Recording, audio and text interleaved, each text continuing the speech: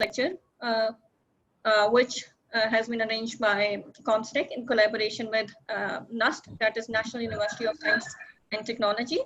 The title of the course is A Comprehensive Outlook on Serological Testing of SARS-CoV-19, which basically comprises of sample collection, testing, and result interpretation.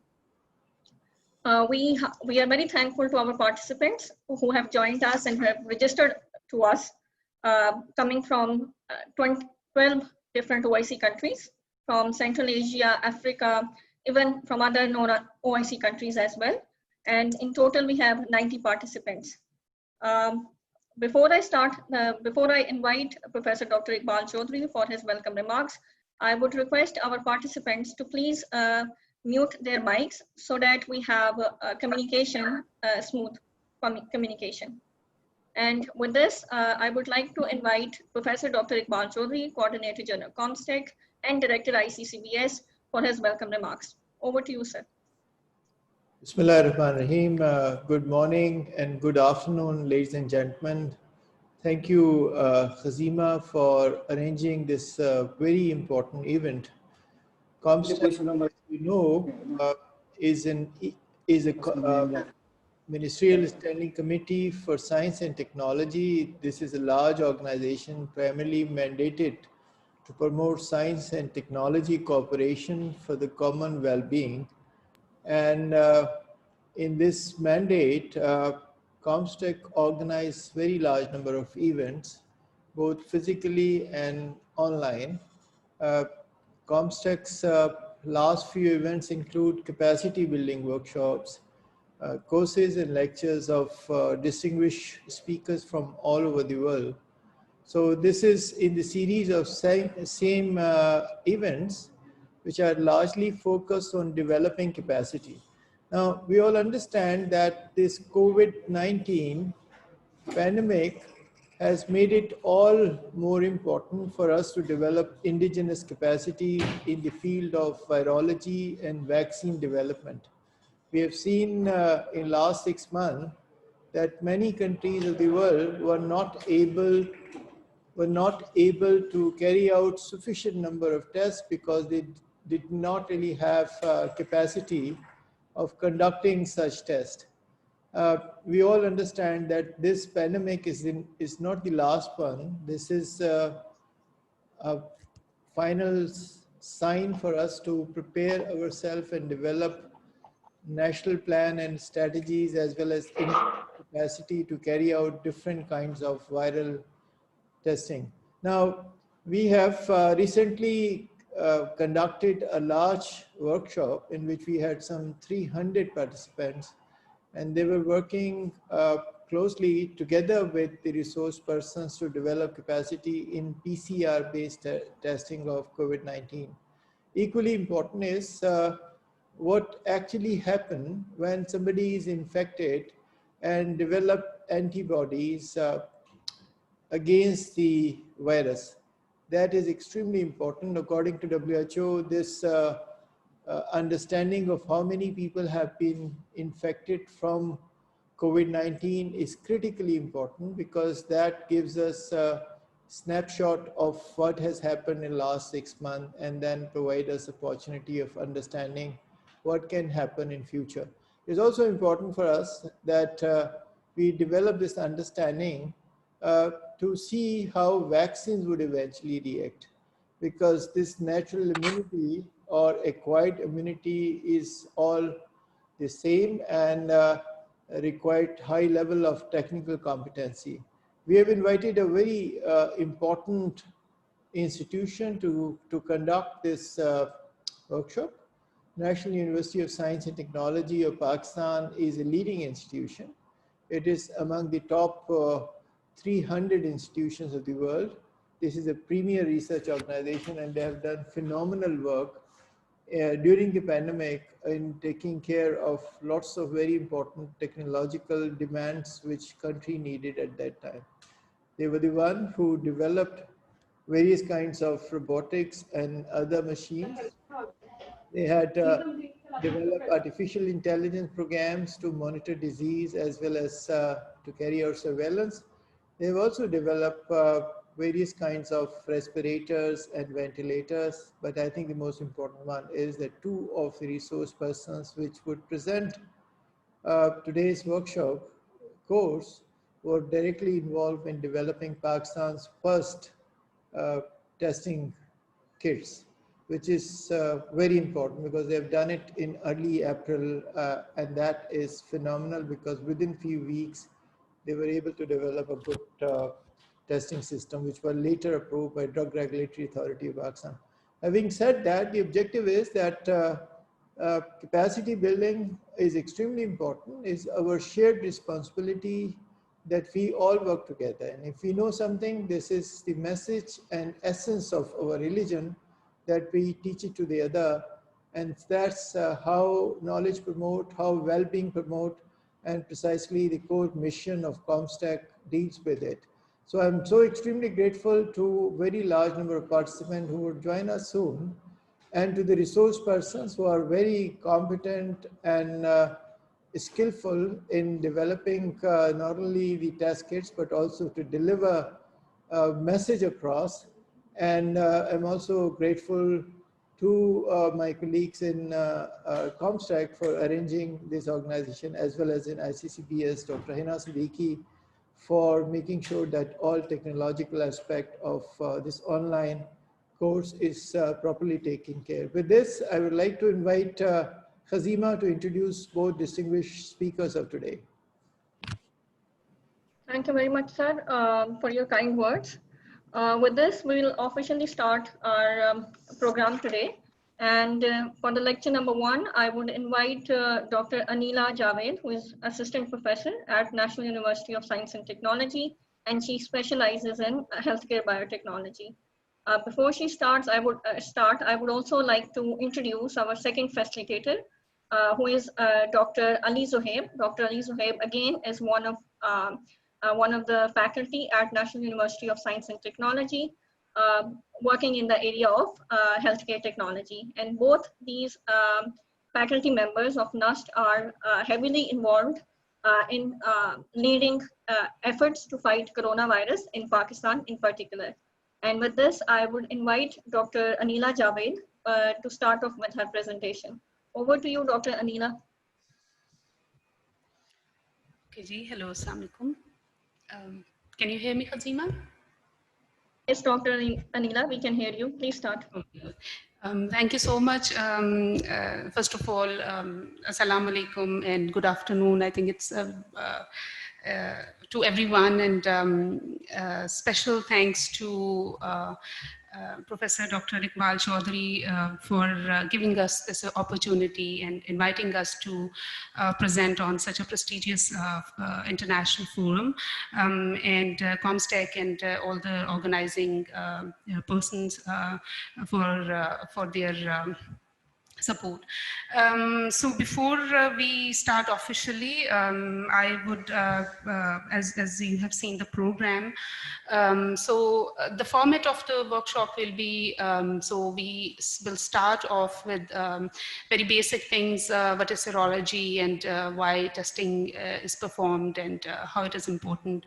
And then Dr. Ali will give you a detailed overview of sample collection with specific reference to the viral sample collection, and at the end we will focus on some of the important serological testing assays that have been developed by different scientists all over the globe, and in between we will be showing you some videos explaining all the important points that we'll be covering in the lectures.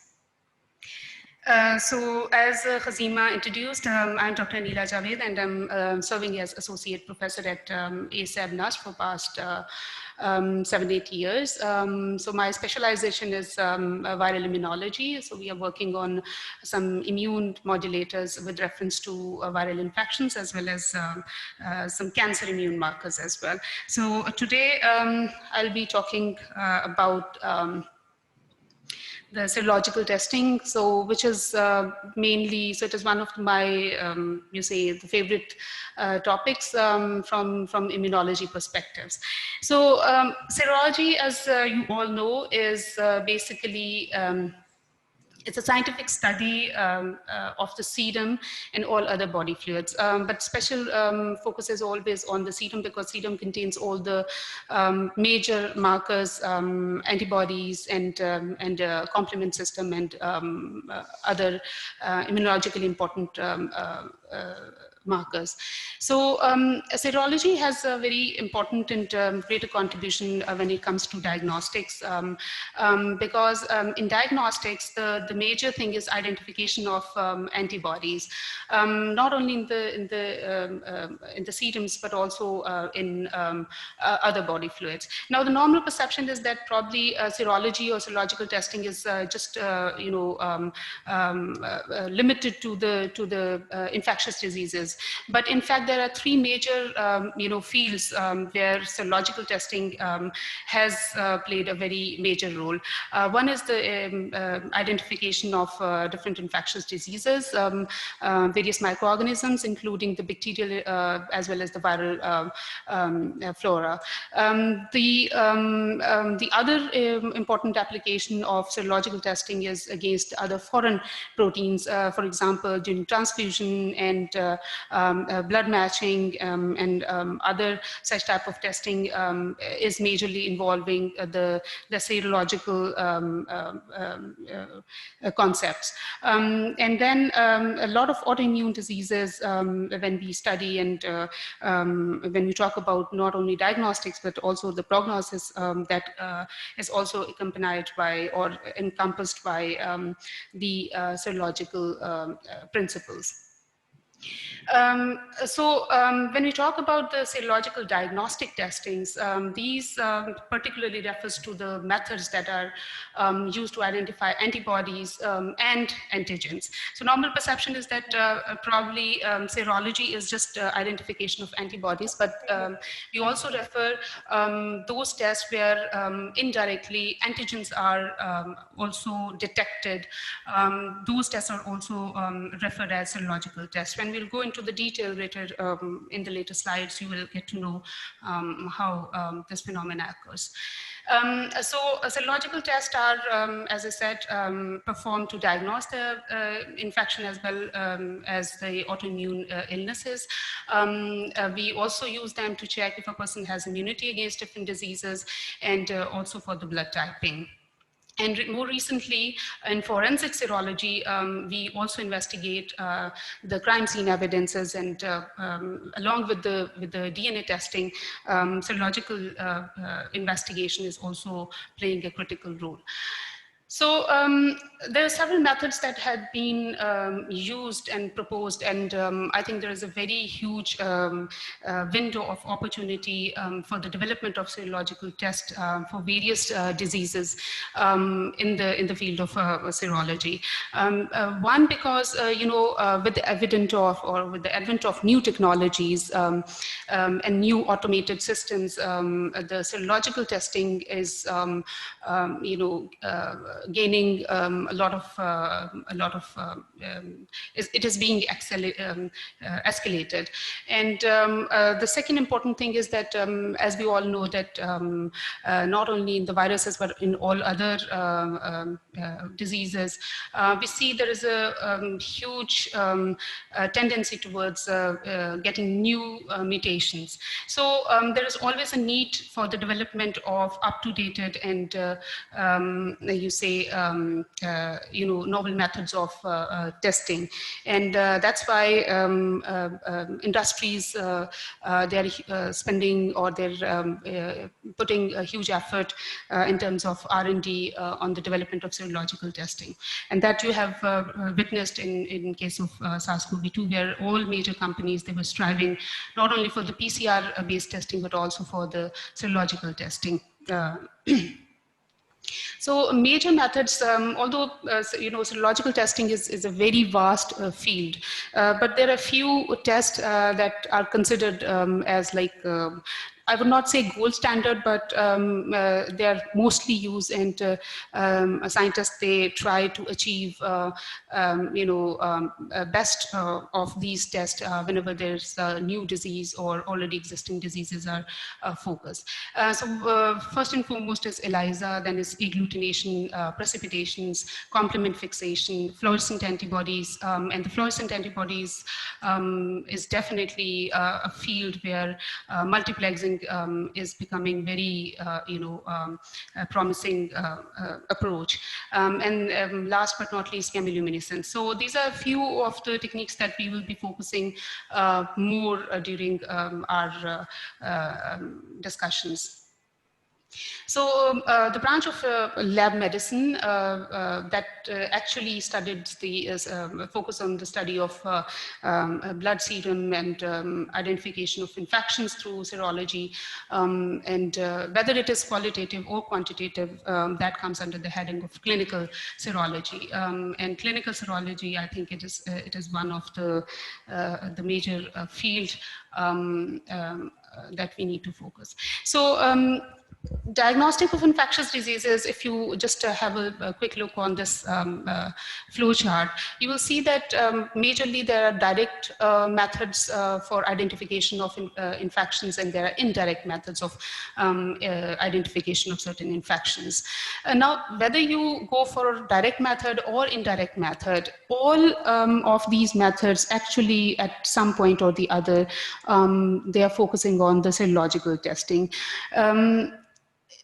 So before we proceed on, I think most of you know, but still, as we know, there are students as well. So it's very important that when you proceed, and later Dr. Ali will discuss that during the sample collection, plasma is a clear portion of the blood in which the other cells, all other cells are suspended. And the plasma actually contains water, proteins, and all the dissolved substances.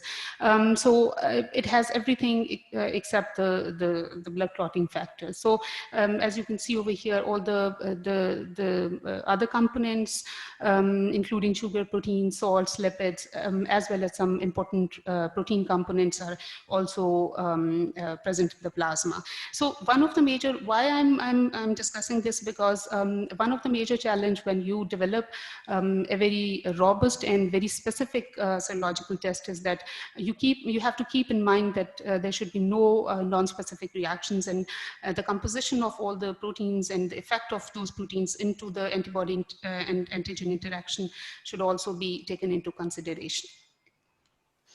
So there are three important terminologies that when we talk about a serological test, we should know these terms as a basic reference line.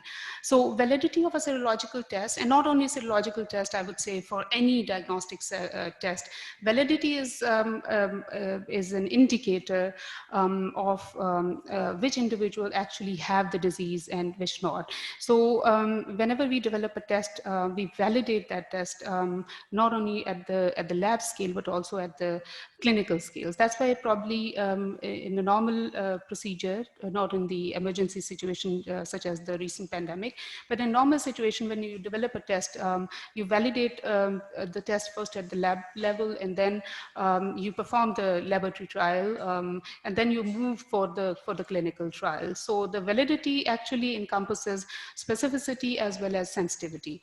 So specificity is basically the ability of a specific serological test to identify correctly the patients who are having disease. So your test, the serological or whatever test you are developing, it should be specific and it should identify correctly the disease. Sensitivity is the ability of test to identify who those individuals who have the disease, right? So these are two important parameters.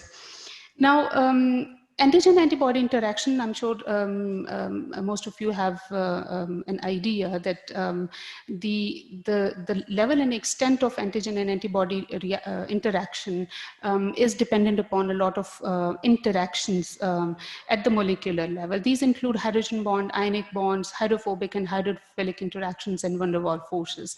Now, the two terminologies that I talked about is the sensitivity and the specificity of a test is greatly dependent upon how well an antigen antibody reaction is taking place. For example, if you are going to test in a serological test, what kind of antibody or how good antibody titer a patient has against a specific antigen, you need to develop in vitro antigens. So the antigen antibody interaction should be strong, and vice versa. So whatever you are developing in vitro, that should be very well interactive with the counterpart. So based on these interactions and the type of principle that is being followed, whether directly or indirectly, the serological testing is being divided into three main categories: the primary serological test, secondary, and tertiary. We'll be talking about primary and secondary because tertiary includes a lot of other things. It includes the animal sera and a lot of other considerations. The primary and secondary serological tests differ basically the principles, how the detection is done. Primary serological test basically targets for the marked techniques like radioimmunoassay or ELISA or immunofluorescent antibody techniques, while secondary serological tests, they are dependent upon the complement fixation, agglutination, serum neutralization, and so on and so forth. So I'll be touching the techniques of a few of these important assays. So first one is the ELISA. So as you all know that ELISA is widely used for both qualitative as well as quantitative measurement of antigen-antibody interactions. And it greatly depends, there are a lot of companies as well as labs who try to develop ELISA, but there is a huge variation on the efficacy of the ELISA test. And that is definitely dependent upon what antigens you are targeting to capture the antibodies. You can detect hormones, enzymes, microbial antigens, so on and so forth by if you target antigens, or on the other hand, if you want to target whether specific antibodies have been developed by a patient in response to antigen infection, you can target the specific antibodies. So, so methodology is it's very simple. So you can first of all you can code the antibody if you are targeting for the antigen, or vice versa. So if you want to know whether the antibodies against specific infections are being produced in a patient, you will coat the well of your plate with the antigen, otherwise you will coat with the antibody. So depending upon if you're targeting the antigen or antibody, you will coat for the respective develop an ELISA to capture the antigen. So you will code the antibodies, and then the target proteins, they will be laid down. The intermittent, there are a lot of processes where blocking reagents and washing and different steps are being involved. But basically, in principle, the antigens will bind to the respective antibodies, and these. So this is a kind of competitive ELISA where there will be a competition between the labeled and unlabeled antibodies as well. So at the end, you will measure the fluorescent, and then the signals are can be detected by any detector, and the extent of the signal, fluorescent signal, can also give you quantitative feedback about the extent of infection. So there are majorly three different types of ELISA. There is a direct ELISA, indirect ELISA, and sandwich ELISA. So the basic purpose of developing these different types of ELISA is to get more specificity. So when you use a direct ELISA, so it's very straightforward. Let's say you have an antigen, you have a primary antibody conjugate, and then there's a substrate. So there is direct antigen antibody interaction. But if you want to do it indirect, so you will use in between a secondary antibody. So there will be primary antibody, then you will be using a secondary antibody that will be targeting the primary antibody, which will be linked with enzyme, and after the addition of substrate, you can have this. And then the sandwich ELISA is kind of more specific. It will have the capture antibody, then you will be detecting antigen, and then with the same setup as over here, you will be detecting the antibody antigen interaction. So this is direct ELISA. Again, as you can see over here, the fluorescent signal. So these are just the steps that I've already explained. So this is indirect ELISA, and as I mentioned, you will be having a lot of different steps in between, and it's very important that you know, the experience when you will be doing that. The in-between steps and the time, as well as buffers and different reagents that you'll be using in between, are also critically important to have optimal results. Then is the sandwich ELISA. As I said, it will be more specific, and it will be giving you the more specific results as compared to. Then the second type is agglutination tests. So agglutination is basically it is the same antibody-antigen reaction complex, but it is the end result is a particle clump. So there will be agglutinates, as you can see over here. So this is antigen-antibody, but at the end there is the agglutination reaction. So normally these are antigens are associated with some particles. There could be latex beads or something like that. It could be cellular particles as well. And at the end, you will see some precipitation or agglutination reactions that can be visibly, nakedly, visible with the naked eye as well.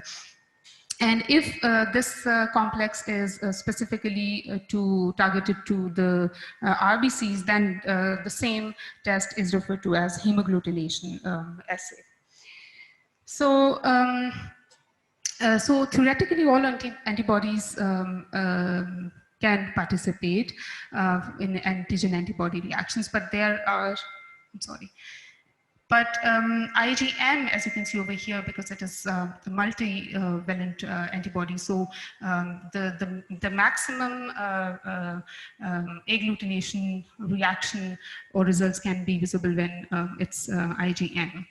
And this is another pictorial representation, as you can see over here. You can either label the latex bead with specific antigens, and then later on capture the antibodies, and then this whole clumping and agglutination reaction occur. Or you can also use directly the pathogens containing the antigens, and then the agglutination reaction taking place. So this particle antigen could be directly, as I said, any bacterium. For example, serotyping of E. coli, like Salmonella. Most of the time, these type of reactions are used. It could be a parasite, like toxoplasmosis, and it could be any antigen, as we do in, when we are doing the blood grouping. The same type of this assay is currently being used for rheumatoid arthritis. A lot of C-reactive proteins are being, and also one of the very well known is the HCG pregnancy strips, where the same technology is being exploited.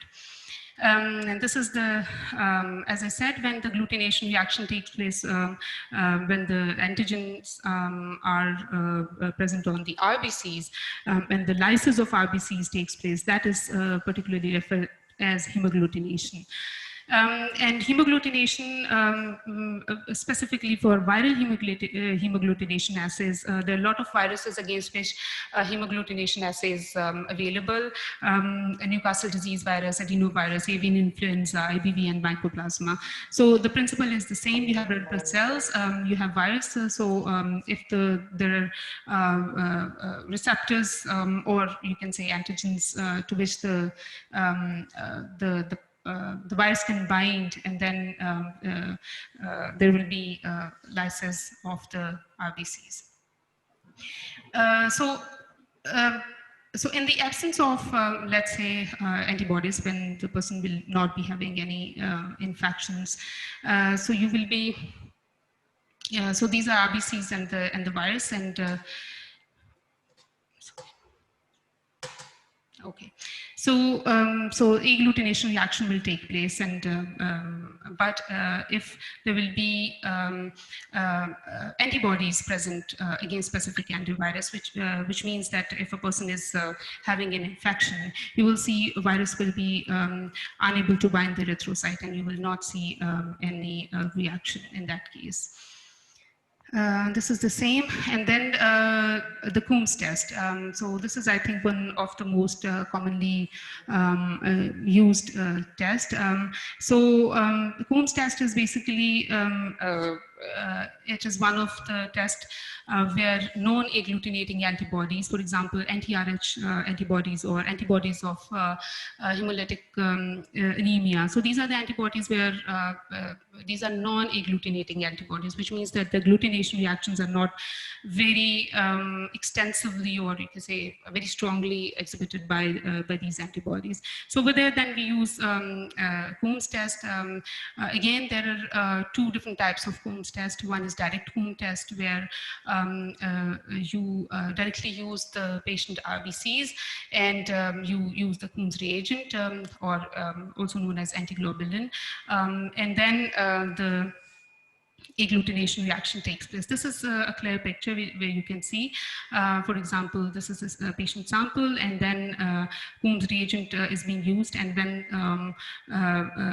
the reagent or anti-IgG, they bind, agglutination reaction takes place. And this is majorly used in erythroblastosis fetalis, where the reactive antibodies from mother to fetus and vice versa can be detected.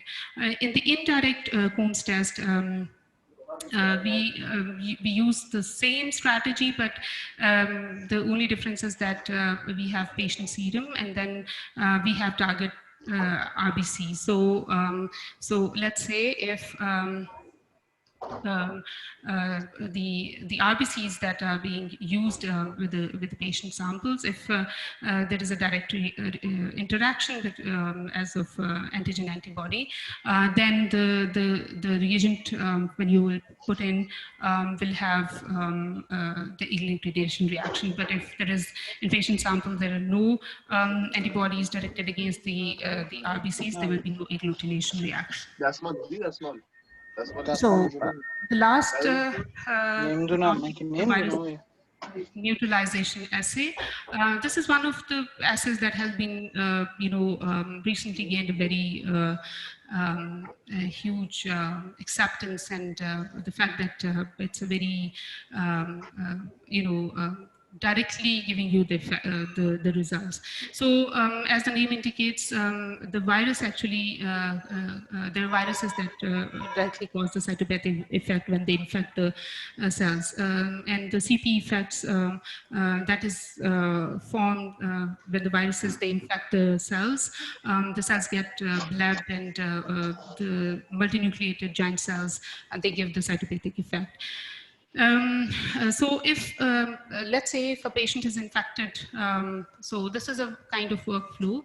So you make always the serial dilutions with most of the serological tests that you conduct. And then you have serially diluted serum, and then, so this is one of the examples that was proposed for SARS-CoV2. So you add the virus, it could be live virus, but also the pseudovirus particles. But for SARS-CoV2, SARS-CoV-2 and other similar viruses where...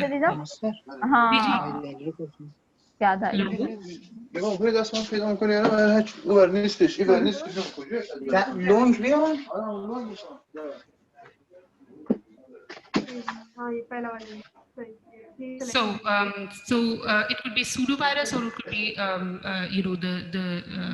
the real virus as well. But most of the time, it is pseudovirus.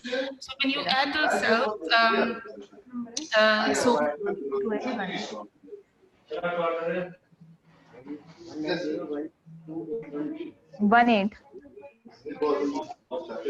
1901818 excuse me, can you please mute yourself? ये देख कहीं इन्होंने 8 को B तो नहीं किया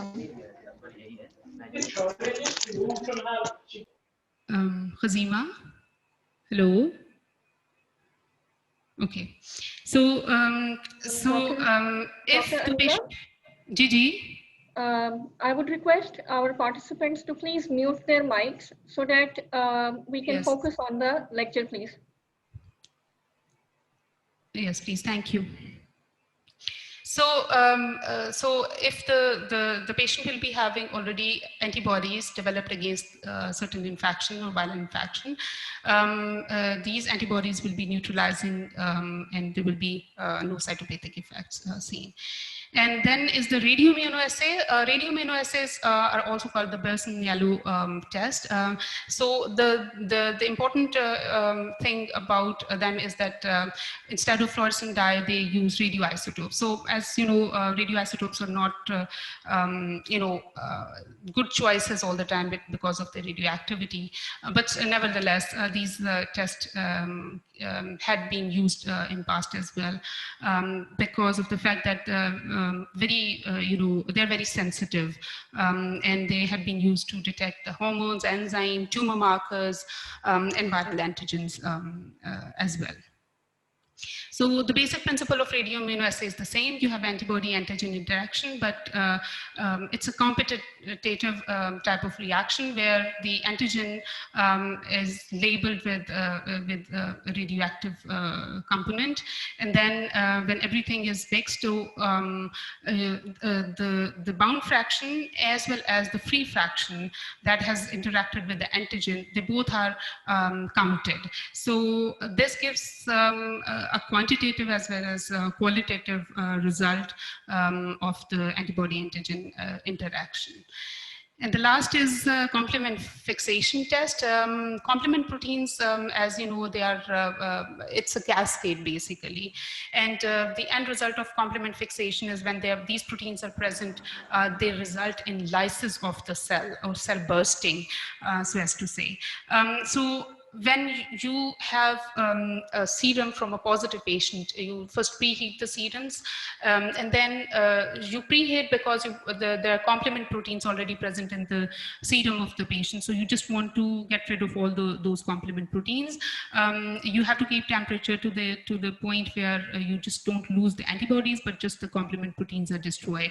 Then you add your own commercially available or lab-developed cocktail of antigens and complement, and if there will be antibodies already present, the complement proteins will not be available, and you see the RBCs that you are going to add, they will not be hemolyzed.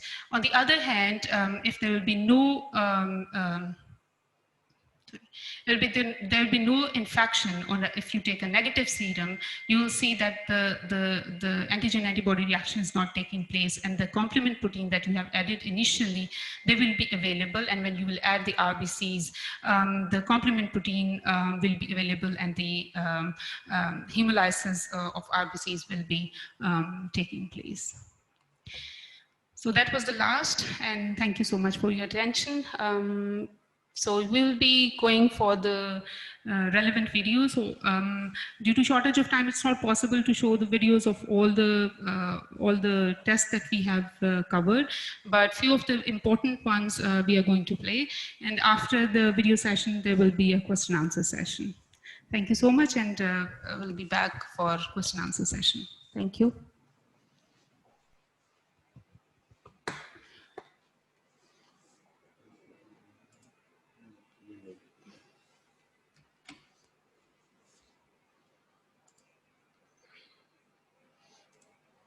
Stop video.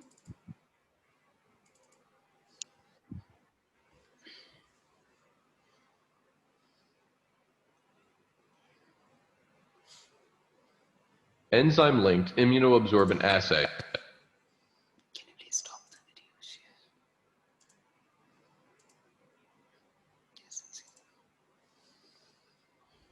Yes, video.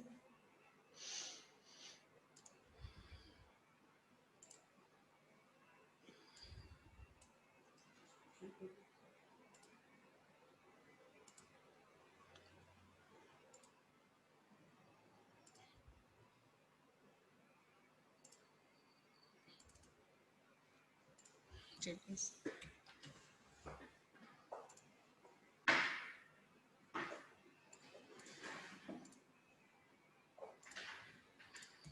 Enzyme-linked immunoabsorbant assay, ELISA, is a method to detect antigens such as proteins, nucleic acids, or polysaccharides.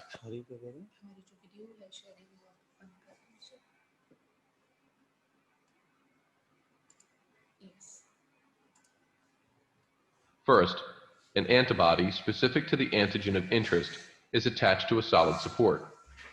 A solution of antigen molecules to be assayed is added, and those specific for the antibody bind to it. The unbound molecules are washed away. Then, a second antibody specific for the bound antigen is added. It binds the antigen, and excess enzyme-linked antibodies are washed away.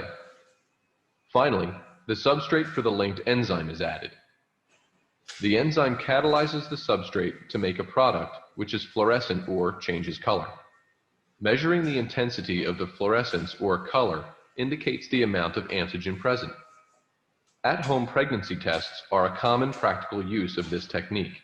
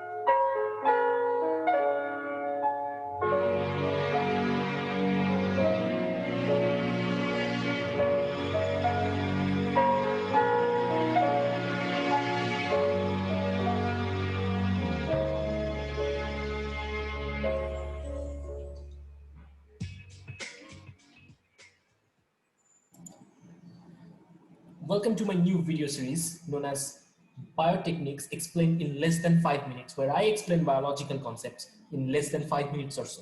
So if you haven't yet subscribed to my channel, please subscribe and hit that subscribe button. So today's topic is enzyme-linked immunosorbent assay, or ELISA.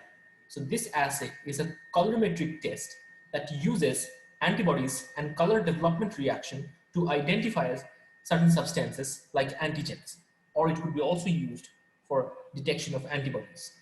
Now, ELISA gives a qualitative and quantitative information about the presence of an antigen or an antibody. ELISA is widely used as diagnostic test for many viral diseases, including HIV, AIDS. Now, in ELISA, the reactions are set up in a 96-well plate, and that is read in a colorimetric machines, so which is a colorimetric detector basically, which measures the absorbance at specific wavelength, and the result is displayed in a computer screen. And the result is basically absorbance versus concentration. From that, we understand how much we get the quantitative and qualitative information about how much quantity of substance is present.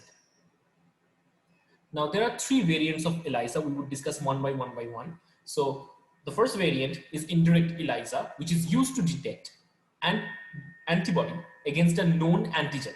So when we know an antigen, we want to understand whether there is a known and what antibody binds to it. We would do an indirect ELISA.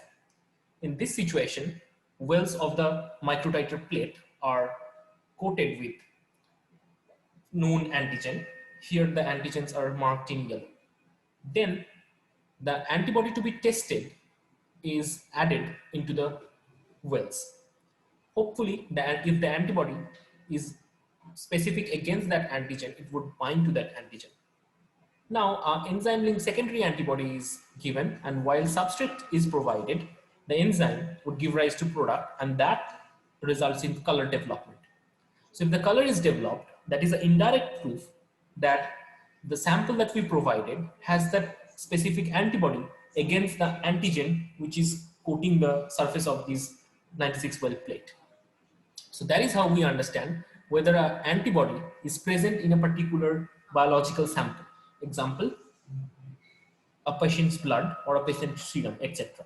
So this kind of technique is used to detect HIV. So let's say this human is infected by a HIV virus and has AIDS, so it's a HIV positive human being. So as for diagnostic test, his blood is collected and centrifuged to form the serum. So from the serum fraction, we could get the antibodies generated against the HIV virus proteins or HIV viral antigens. So we know if HIV virus affect that person and that person is HIV positive, so the antibodies would be produced in his body. If we can detect those antibodies, then we would have an idea that whether the person is infected or not. So definitely, in order to understand that, we would do an indirect ELISA.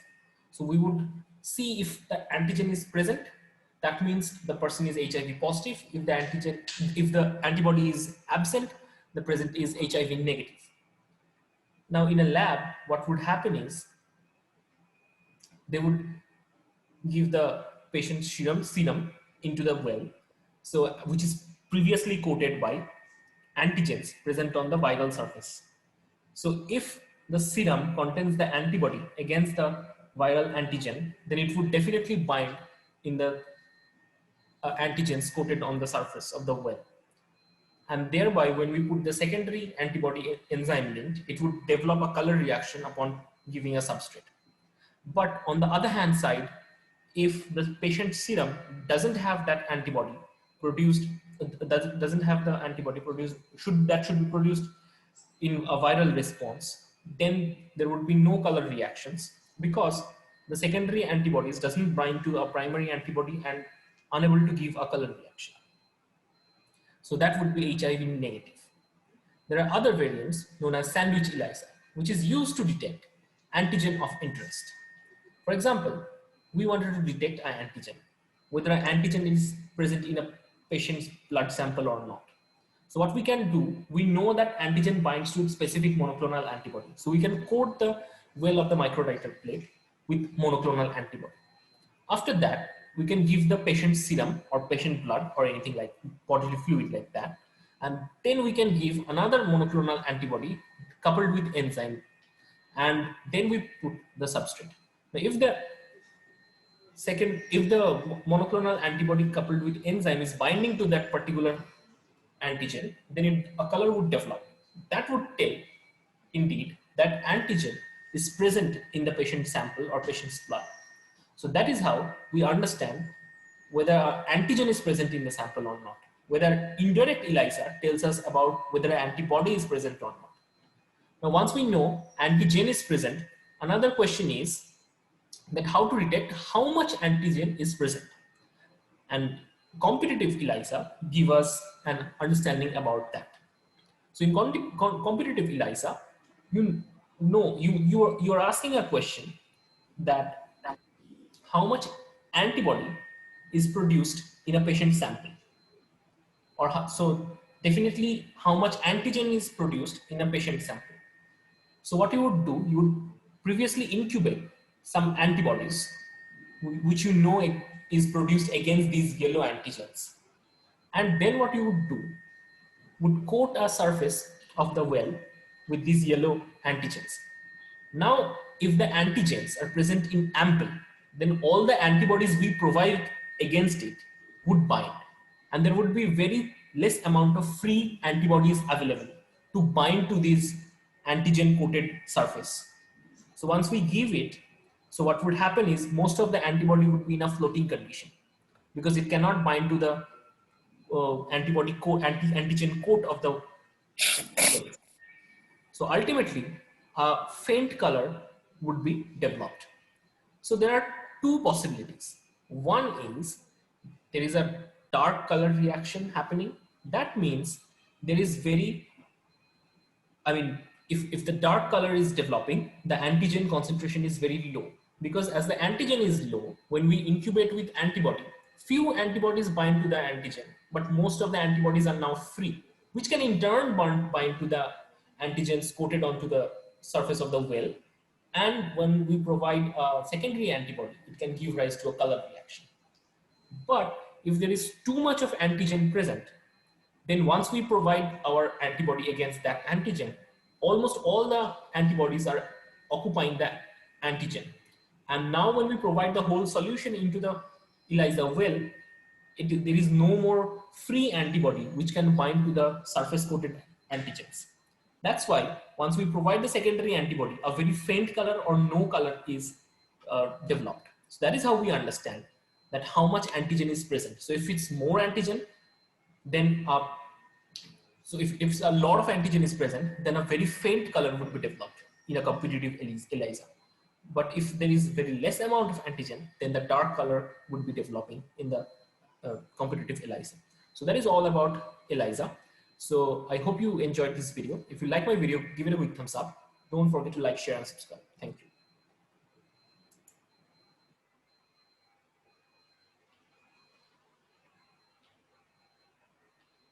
Imagine this is you, but then you get infected with the coronavirus. Now you want to know who will win this battle, your body or the virus? Your body makes antibodies against the virus, but the virus tries to hide in your cells and replicate very fast. If the antibodies made by you are specific enough, they can block the virus by a process called neutralization. Then the virus cannot infect the cell anymore. So, you want to know how much antibodies you have in your body and if they can neutralize the virus. This can be measured with the virus neutralization assay, which looks at the number and the specificity of the antibodies. Now, you might be wondering, how does this work? There are 3 basic steps to perform a neutralization assay. 1. You first take the serum of the infected patient, which contains the antibodies. Then we will make different dilutions of the serum so we can see later in which dilution the antibodies still have a neutralizing effect. Step 2 is the addition of virus to the different dilutions of the serum. This will be incubated for 1 hour and the neutralizing antibodies will bind to the virus. Thereafter, it will be tested how infectious the virus is. This can be done via a plaque assay. Let us zoom into the methods. Virus neutralization is a specialized type of immunoassay because it does not detect all antigen-antibody reactions. In the serum from the infected patient, there is not only the neutralizing antibody, but also other antibodies. These other antibodies might also be able to bind the virus, but do not block its uptake into the cell, while the neutralizing antibodies can block this uptake. This is important to know because related viruses might share common antigens, but they might not be neutralized after binding the same antibody. They might need another antibody too. So, then we have the different serial dilutions of the patient's serum with the antibodies and the virus, and we also have a control tube with no antibodies, just the virus, for comparison. One of the methods to check the infectiousness of the virus is a plaque assay. These antibody-virus mixtures will then be added to confluent cell culture plates containing agarose, which blocks the spreading of the virus to non-neighboring cells. This will be incubated for 2 to 3 days. What happens then is that the virus particles that are not neutralized infect the cell culture. Each virus particle can only spread to its neighboring cells due to the agarose. So, one virus particle will cause an area of infected and thus dead cells. This is called a plaque-forming unit, or PFU. The virus particles that are neutralized are not able to infect the cell anymore. Then we fixate and stain the cell culture. The dead cells are not colored, and thus each white round is a plaque-forming unit. What we can see then is that when we have a lot of neutralizing antibodies, no plaques will be formed and all the virus is neutralized. When we get in a higher dilution, there are less neutralizing antibodies and thus not all the virus is neutralized, as we can see at the 5 plaque-forming units here. When we dilute even more, there is even less neutralizing antibody and there are more unneutralized virus particles that can infect the cells. If we compare this to the infection with a normal virus, we can see that almost all the cells are gone. This person has thus neutralizing antibodies against the virus. So, now we know what a virus neutralizing assay is. Why would we want to know how much neutralizing antibodies a person has? If you are, for example, battling the viral infection very well and you have produced a lot of antibodies, these antibodies can be given to a person that's not battling the infection so well to make them better again. In clinical trials, this has worked for 3 out of 5 persons that had a severe infection and were on the intensive care. But more studies should be conducted to the effectiveness of this method in COVID-19 persons. Moreover, the neutralization assay is also used during vaccine testing. When a person is vaccinated, we want to know if this virus results in the production of enough neutralizing antibodies to stop the viral infection. A safe method to do this is with a virus neutralization assay. Thus, a virus neutralization assay gives us insight about the battle between the virus and the antibody. Let's hope that in most cases, the antibody wins.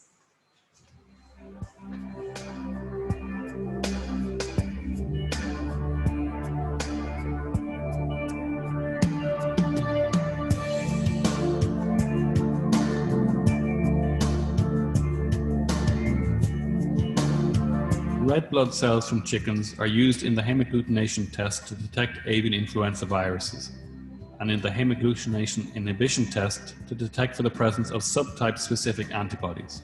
Collect the blood with an anticoagulant, such as Elsevier solution, used in a ratio of 1:1. Prepare the correct volume of anticoagulant in the syringe before the blood is taken. Note that acid citrate dextrose in the proportion of 1 part to 3 parts blood is also used. Chickens used for the supply of blood should be specific pathogen-free or AI-specific antibody negative and should be housed separately from chickens used for other purposes. More than one chicken should be bled and the blood should be pooled. To carry out hemagglutination tests and hemagglutination inhibition tests, preparation of 1% red blood cell suspensions are required. First, prepare a 0.05% bovine serum albumin solution in phosphate buffered saline. Bovine serum albumin is a nutrient for cells and extends the shelf life of the red blood cell suspension. With the help of a graduated cylinder, measure the correct volume of the prepared solution based on the final amount of red blood cell suspension required.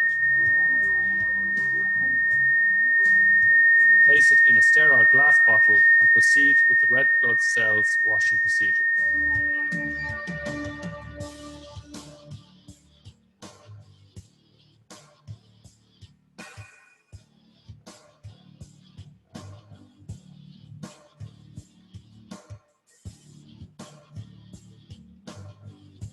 Remove the needle from the syringe and pour the contents into a container suitable for centrifugation. Remember to treat the blood gently to avoid hemolysis. Centrifuge the blood suspension at 1500 to 2000 G for 10 minutes. After centrifugation, the cells form a pellet. Discard the supernatant.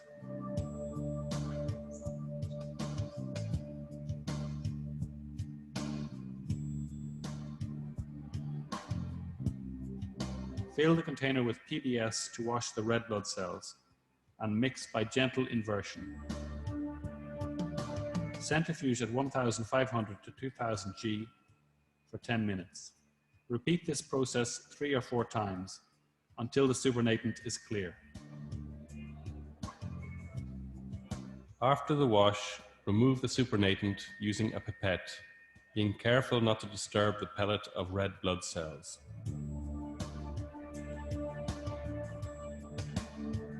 Now prepare the red blood cell suspension at the desired concentration by resuspending the appropriate volume of pelleted cells in a 0.05% bovine serum albumin PBS solution.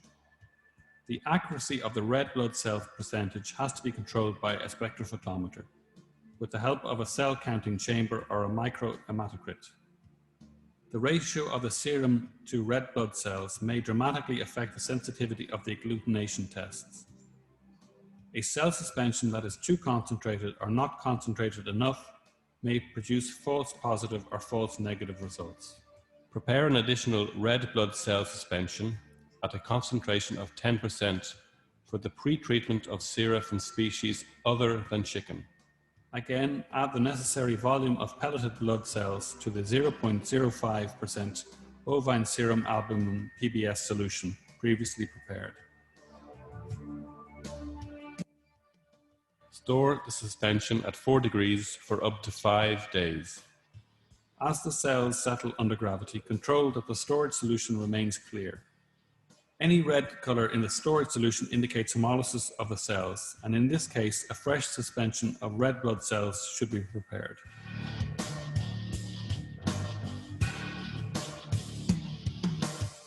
The World Organization for Animal Health recommends the HI test as a diagnostic standard test for avian influenza serotyping. Perform the hemagglutination test and the hemagglutination inhibition test on V-bottomed 96-well plastic microplates. The reagents required for these tests are reference antigens and sera, phosphate buffered saline of pH 7 to 7.4, PBS plus albumin, and 1% red blood cell suspensions. Note that lyophilized antigens and sera should be stored at -20 degrees Celsius.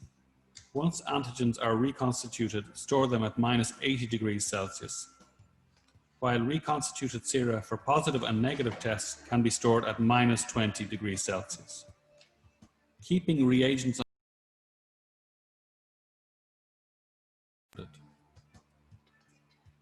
determining the titer of the reference antigen by means of the hemagglutination test is required each time the antigen solution is prepared. Reconstitute the lyophilized antigen with 1 ml of distilled water.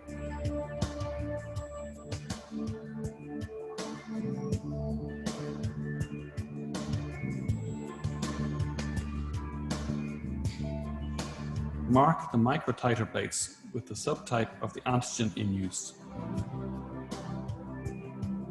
Distribute 25 microliters of phosphate buffered saline into each well of the first row for antigen titration and of the second row for red blood cell control. Dispense 25 microliters of antigen in the first well of the first row and make two-fold dilutions across the microplate. Discard the last 25 microliters.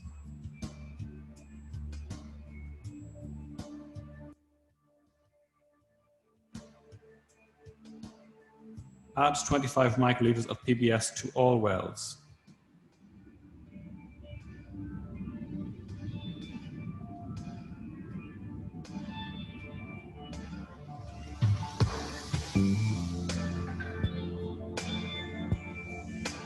Gently shake the red blood cell suspension to mix the solution and prevent pelleting of the cells.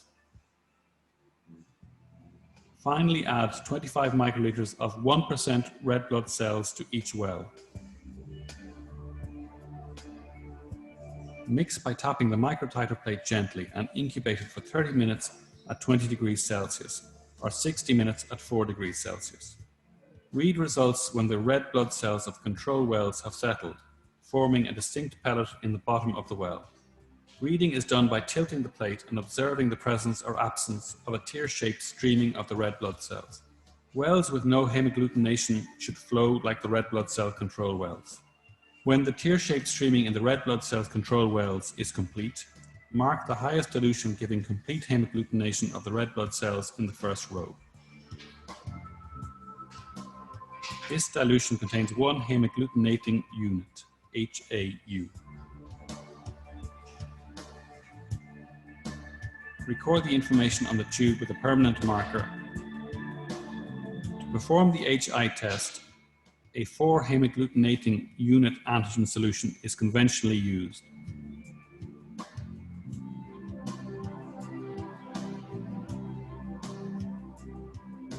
In some laboratories, an 8-hemagglutinating unit antigen solution is preferred. To prepare a 4-hemagglutinating unit antigen solution, calculate the total amount of antigen solution required to test all sera under examination.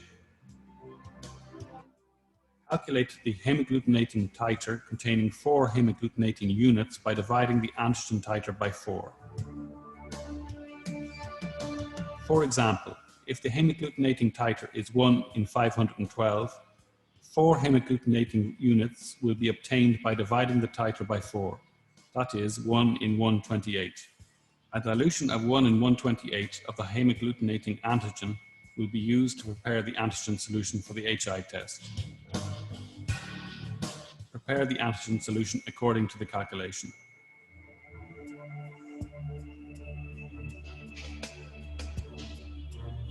Non-specific inhibitors present in serum samples collected from species other than chicken, such as mallards, quails, and others, may cause non-specific cross-reactions in the HI test.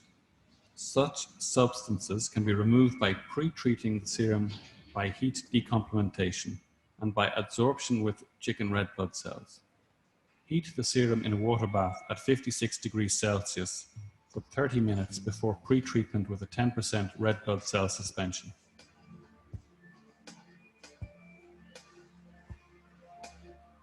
After decomplementation, add the serum to the red blood cells in the ratio of 1:1. Allow absorption of non-specific inhibitors for 30 minutes at 20 degrees Celsius.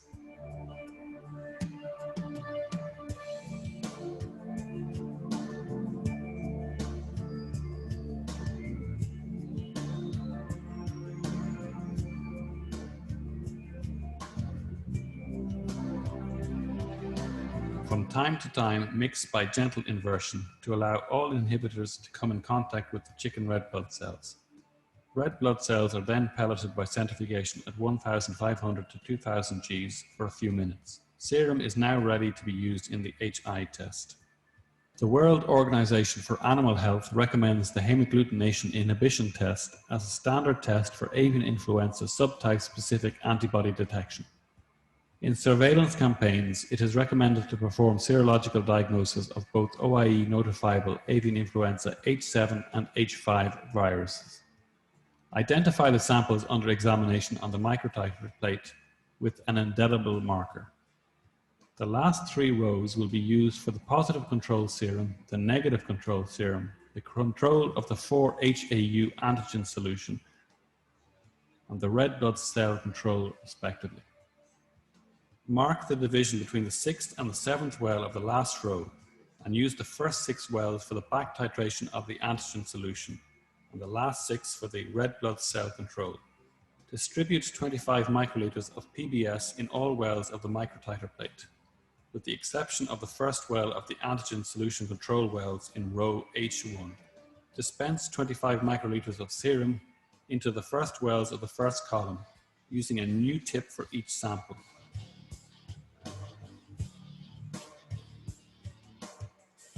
After the addition of the serum samples, add 25 microliters of the positive control serum and 25 microliters of the negative control serum in the next 2 rows. It is recommended to include reference control sera for each batch of samples under examination. Using a multi-channel micropipette, make 2-fold dilutions of the sera across the plate and discard the last 25 microliters.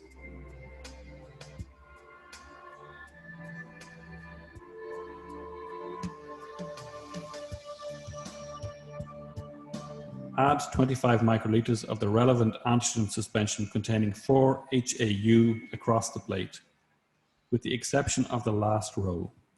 To confirm the presence of the 4-HAU in the antigen solution, dispense 25 microliters of the solution in the first 2 wells of the antigen control row. Remember that in each microtiter plate, the last row is left for the back titration of the antigen solution and for the red blood cell control, making 2-fold dilutions from the 2nd well to the 6th well. This will give 4-HAU in the first well, 2 in the 2nd, 1 in the 3rd, 0.5 in the 4th, 0.25 in the 5th, and 0.125 in the 6th. Discard the last 25 microliters. Dispense 25 microliters of PBS with the addition of albumin if preferred in all wells of the last row to bring the volume of the wells to 75 microliters. Mix by gentle tapping and incubate the plate at between 20 and 24 degrees Celsius for 30 minutes or for 60 minutes at 4 degrees Celsius. Finally, add 25 microliters of 1% red blood cell suspension in all wells of the plate.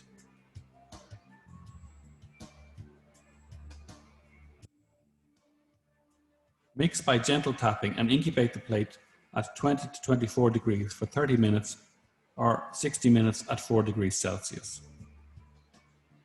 Results are read when the red blood cell control has settled. This is done by tilting the plate and recording the presence or absence of tear-shaped streaming of the red blood cells at the same rate as the control wells containing red blood cells alone. The HI titer is the highest dilution of serum, causing complete inhibition of hemagglutination. The test is valid when the negative control serum has a titer of less than 1 in 8 against the 4-HAU antigen solution. The titer of the positive control serum should coincide with that declared. Note that 1 dilution of difference is permitted. The 4-HAU control should show complete hemagglutination in the first 3 wells containing 4, 2, and 1 HAU respectively. HI titers may be regarded as positive if there is inhibition at a serum dilution of 1 in 16 or more against 4 HA units of antigen.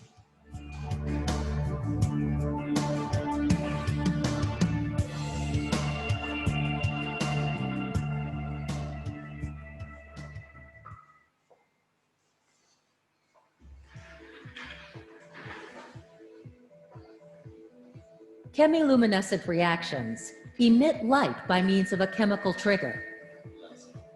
As implemented in the ACL AccuStar, chemiluminescence-based technology yields results with greater sensitivity and a broader working range than fluorescence. ELISA, or latex agglutination immunoassays. The antiphospholipid syndrome panel provides a good example of how chemiluminescent technology is implemented in the ACL AccuStar. In APS testing, the hemosil reagent has magnetic beads coated with the antigen. When combined with the sample to be tested, antibodies present in the sample bind to the beads, creating the initial antigen-antibody complexes. The unwanted residuals are removed by a process known as the magwash. To accomplish this, the magnet attracts the antigen-antibody complexes in the cuvette.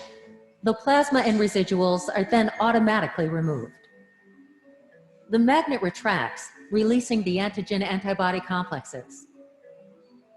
A secondary antibody, labeled with isoluminol, is added as the tracer element, which binds specifically to the initial antigen-antibody complexes. The magnet once again attracts the complexes. The unattached isoluminol-labeled tracer is automatically removed, and the magnet retracts, releasing the complexes. The ACL AccuStar cuvette containing the complexes is now ready to be analyzed. The cuvette enters a chamber from which all light is blocked. At this point, two triggers are introduced, an oxidizer and a catalyst, producing the chemiluminescent reaction, which generates a burst of light. The fully automated sequence is completed in less than 30 minutes, as opposed to hours required by other methods, vastly increasing the efficiency and cost-effectiveness of the testing process. More importantly, the sensitivity and superior linearity obtained with the ACL AccuStar ensure that patient care decisions are based upon the most accurate and clinically significant results.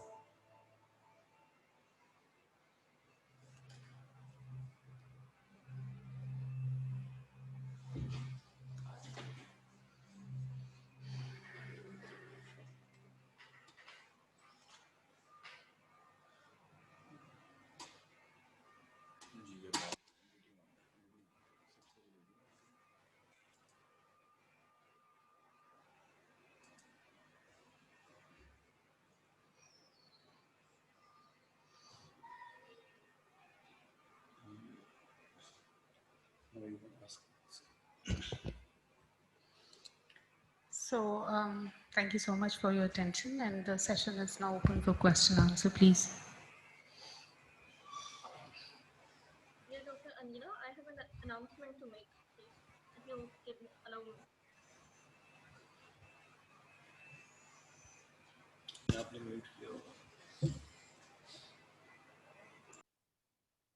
And can you hear us? hello. So if there is no question answer session from a question from the hello, Khazima, can you hear us? Yes, Dr. Anila, actually I wanted to make an announcement, if you allow me, please.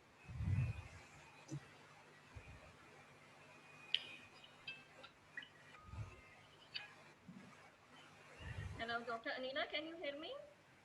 No, Khazima, we are not able to hear you properly.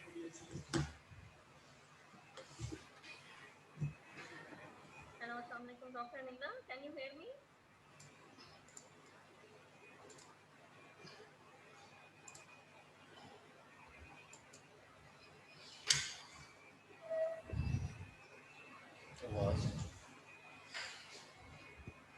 Yes, please. Khazima, can you hear us? Hello? Yes, I can hear you. Can you hear me, please? We are not able to hear you actually. Hello, आपको हमारी आवाज आ रही है? नहीं जी जी जी Mhm.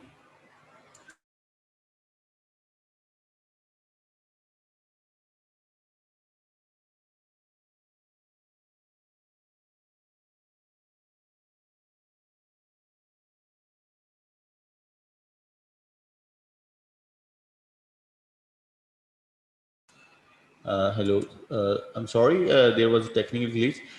In fact, just the representative of Comsat has informed me that there was a technical glitch in their email server, and if you know someone who has applied for this course but has not joined yet, you can inform them personally. They are also writing email. There was actually technically we are sorry for that. So now session is open for the question answers. If you have any questions, please feel free to ask. Thank you.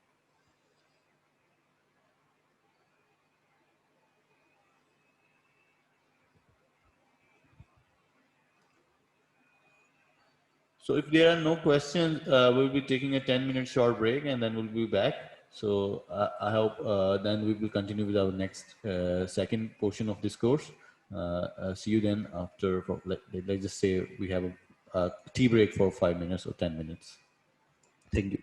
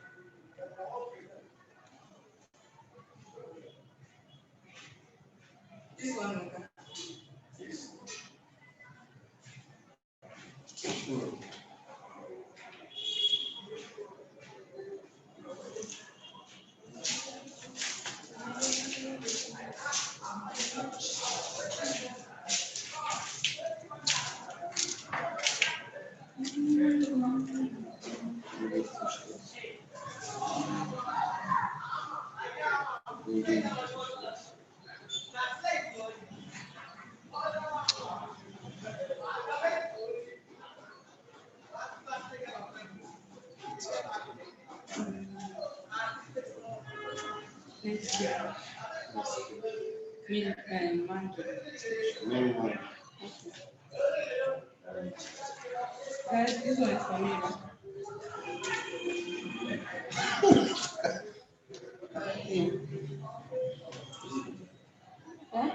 Who will this guy?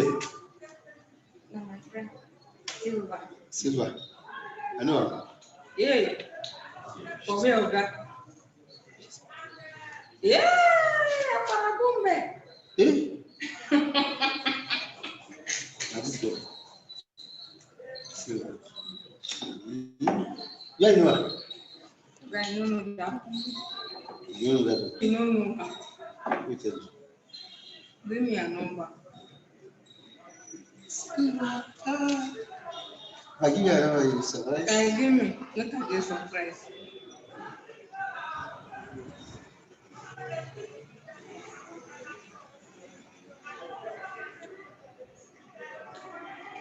Why you don't get your WhatsApp here? You did. Nestle WhatsApp. Nestle WhatsApp. Or your only your private WhatsApp again. Nestle get WhatsApp. Platform here. Ready for what you do? Oh, no, I think.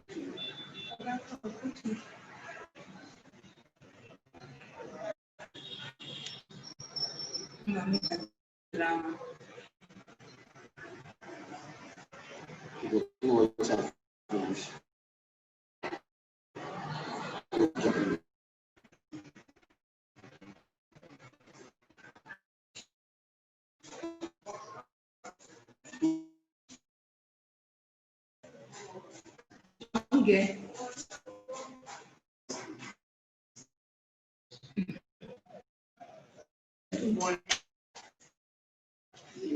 Who is? That's this. She don't find. Yes, no.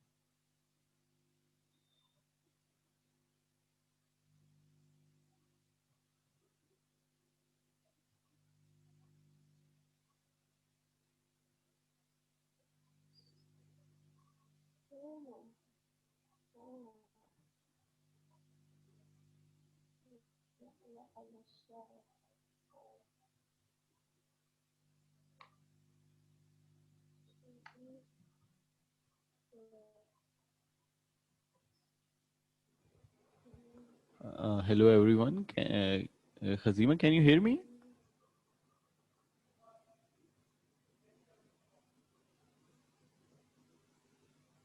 Hello, can you hear me? Anyone? Yes, we can hear you.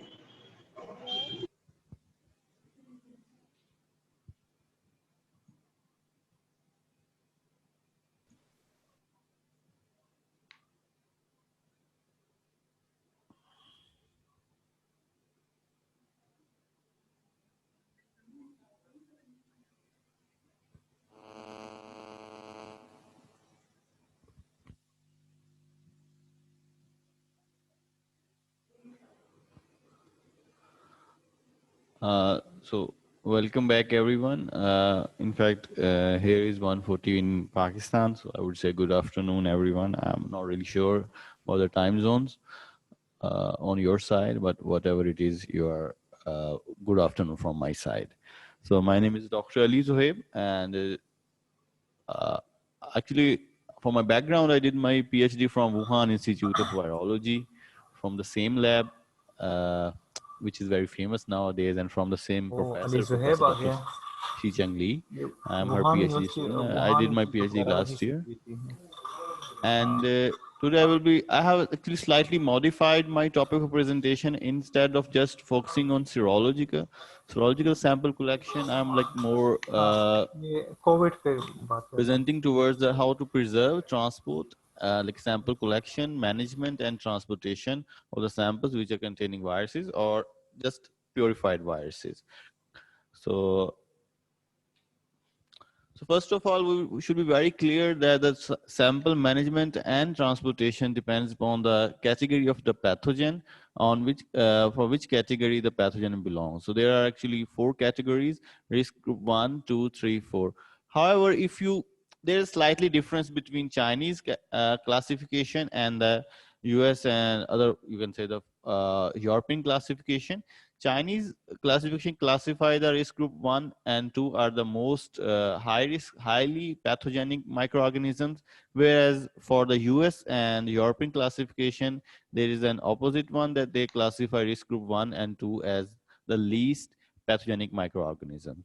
So if I would say that if a pathogen is from risk group 1, and it's highly pathogenic, then I will be talking about the Chinese classification. However, when I will be talking about European classification, I would classify it as a risk group 4 pathogen.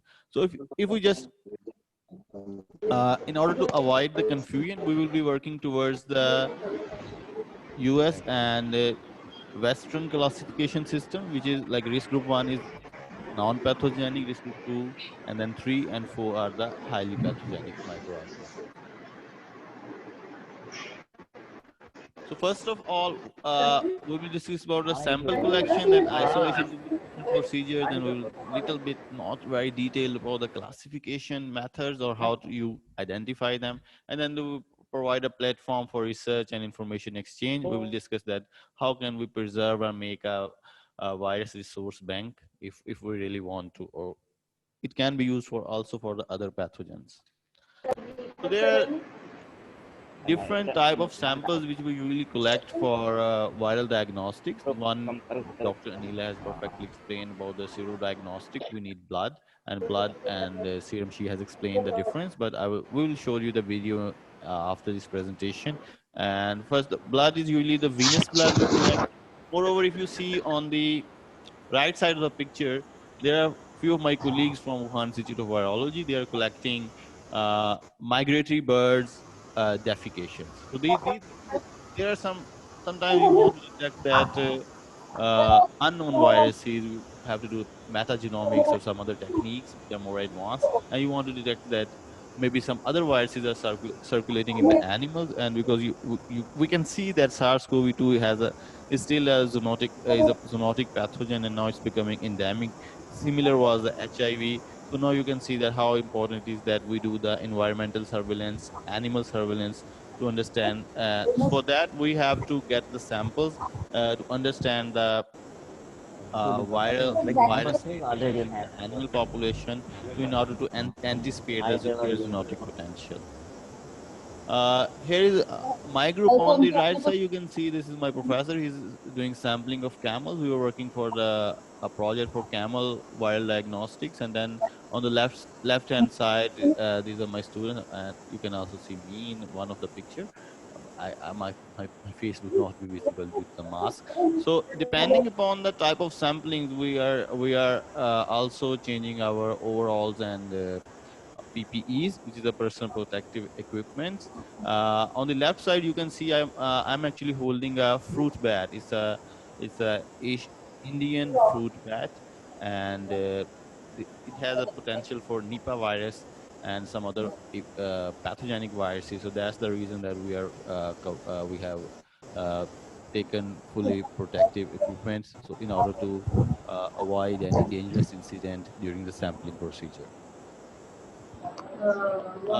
Then again, there are a few pictures. On the right side, you can see somebody dissecting. Then on the left bottom, if you see, we are collecting the tick sample. On the left bottom side, there is my student who's actually preparing for rat sampling. And in between of that, you can see that this is actually handheld instrument for the mosquito collection.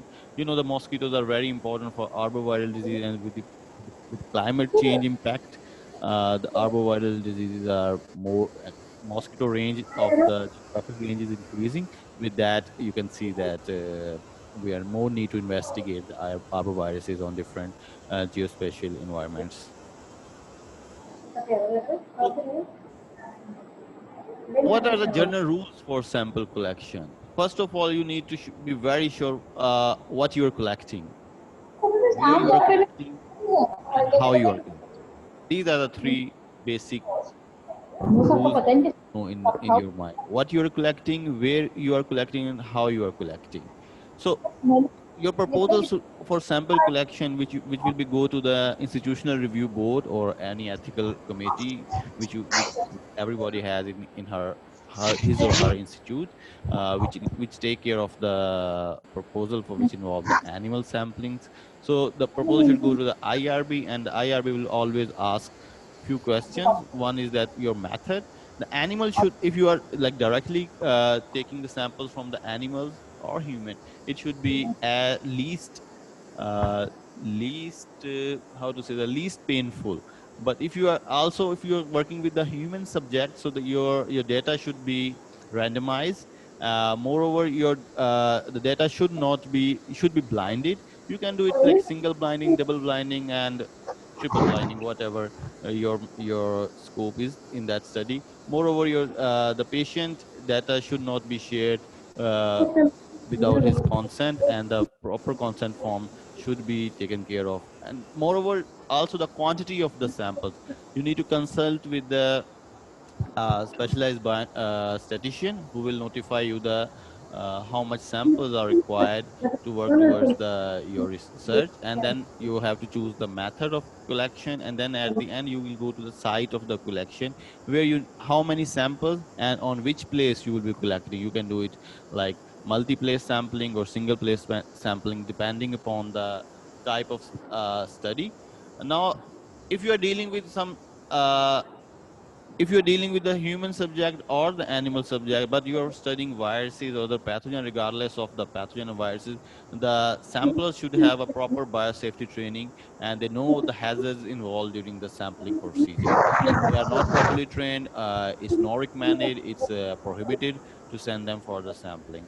And why I wrote that there should be at least 2% together to be sampled, because whatever you collect, you need to label it immediately, and whatever you label, you need to record it on data sheet. You can record it immediately on the data sheet. If you can print the excel sheets before you go, and then at the site of sampling you can immediately record. Or there are also now several apps within your mobile, you can record it also electronically. But I would highly recommend, if you can do, you go with the printed one. Maybe I'm the old style one. Avoid contamination. Don't mix your samples with the samples you collected from one side to another side, or don't mix your sample, different type of samples.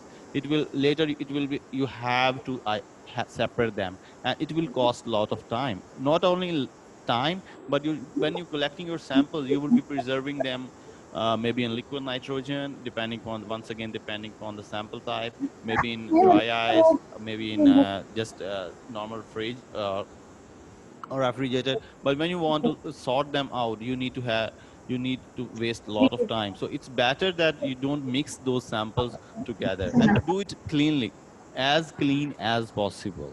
Not to mix, like if you want to collect the saliva samples or just the fecal samples, don't contaminate the two sampling sites together.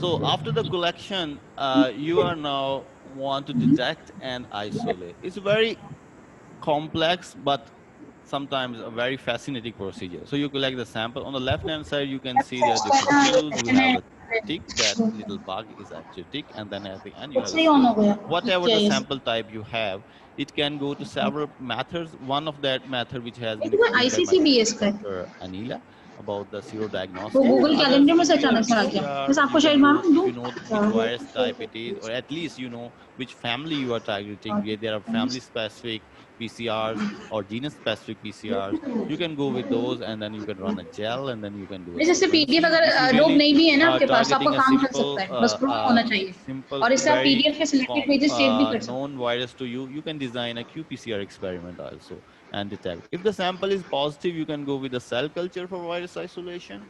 The miss मैंने आपको वो If you किया are working with the influenza virus or some NDVs or some other viruses, you can go with the embryonic egg inoculation. There are some viruses for which we go with the newborn mice हाँ WhatsApp कर inoculation देती हूँ and ना some मैंने other देखो animal experiments. But depending upon the virus type, you have to go from one of these procedures in order to isolate the virus. So if we summarize, we can go with the PCR, we can go with the biology का Luminex, sequencing, serological ELISA, IFA, and NGS. You can see next ना generation sequencing technologies where you can detect.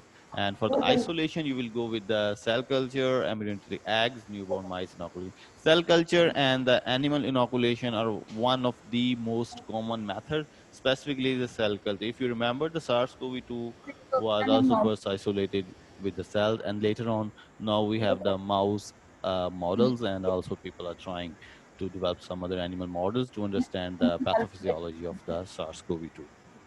So 113 once you are done with the sequencing or isolation, what you will do, once you're doing sequencing or isolation, you will analyze it. You need to be a bioinformatician if you're not expert. But if you have a friend, a good friend, he can maybe help you. So on the left hand side, you can see there is a phylogenetic tree. Actually, this is a project which is completed by my wife, Dr. Aisha. Uh, she did this project and she found a new virus. In fact, they are thinking towards to make it as a new group of viruses. But let's see how that will end in ICTV. However, after the analysis, they found that the virus is totally different as compared to the already reported viruses. Phylogenetic analysis is one of the way you can characterize that how similar or dissimilar, is actually estimate that how similar or dissimilar is your virus as compared to the already known pathogens of the same group.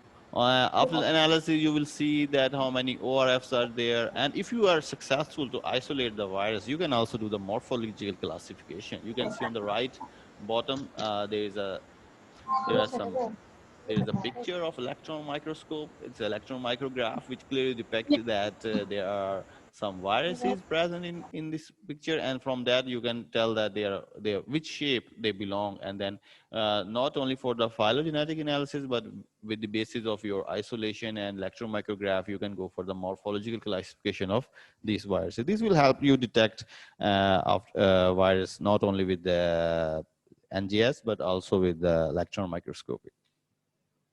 So instrumentation, we use several instruments like simple PCR. I think everybody has done that. We use on the left top side, you see that this is actually ABI 7500. It could be from any company, but that is just for a reference. It's for qPCR. It's a quantitative real-time detection. And then on the right, on the middle of the left, on the middle bottom on the top, middle top, you can see there is a next generation sequencer from Illumina. And then on the right side, you will see there's a biosafety cabinets. You have most probably working with these. Then there's need an incubator. Then there is some microscope. And then if you are working with the isolation, you may need the Beckman cultures, which are like ultra centrifuge machines where you can purify the virus and then later on isolate and do some nice pictures. After you have isolated or you want to transport the virus, you have detected and now you have categorized it, which risk group it belongs, and now you want to transport the virus. So viral transport actually involve, it should be have always have triple wrapped packaging. I will discuss in detail with the picture that how that is made.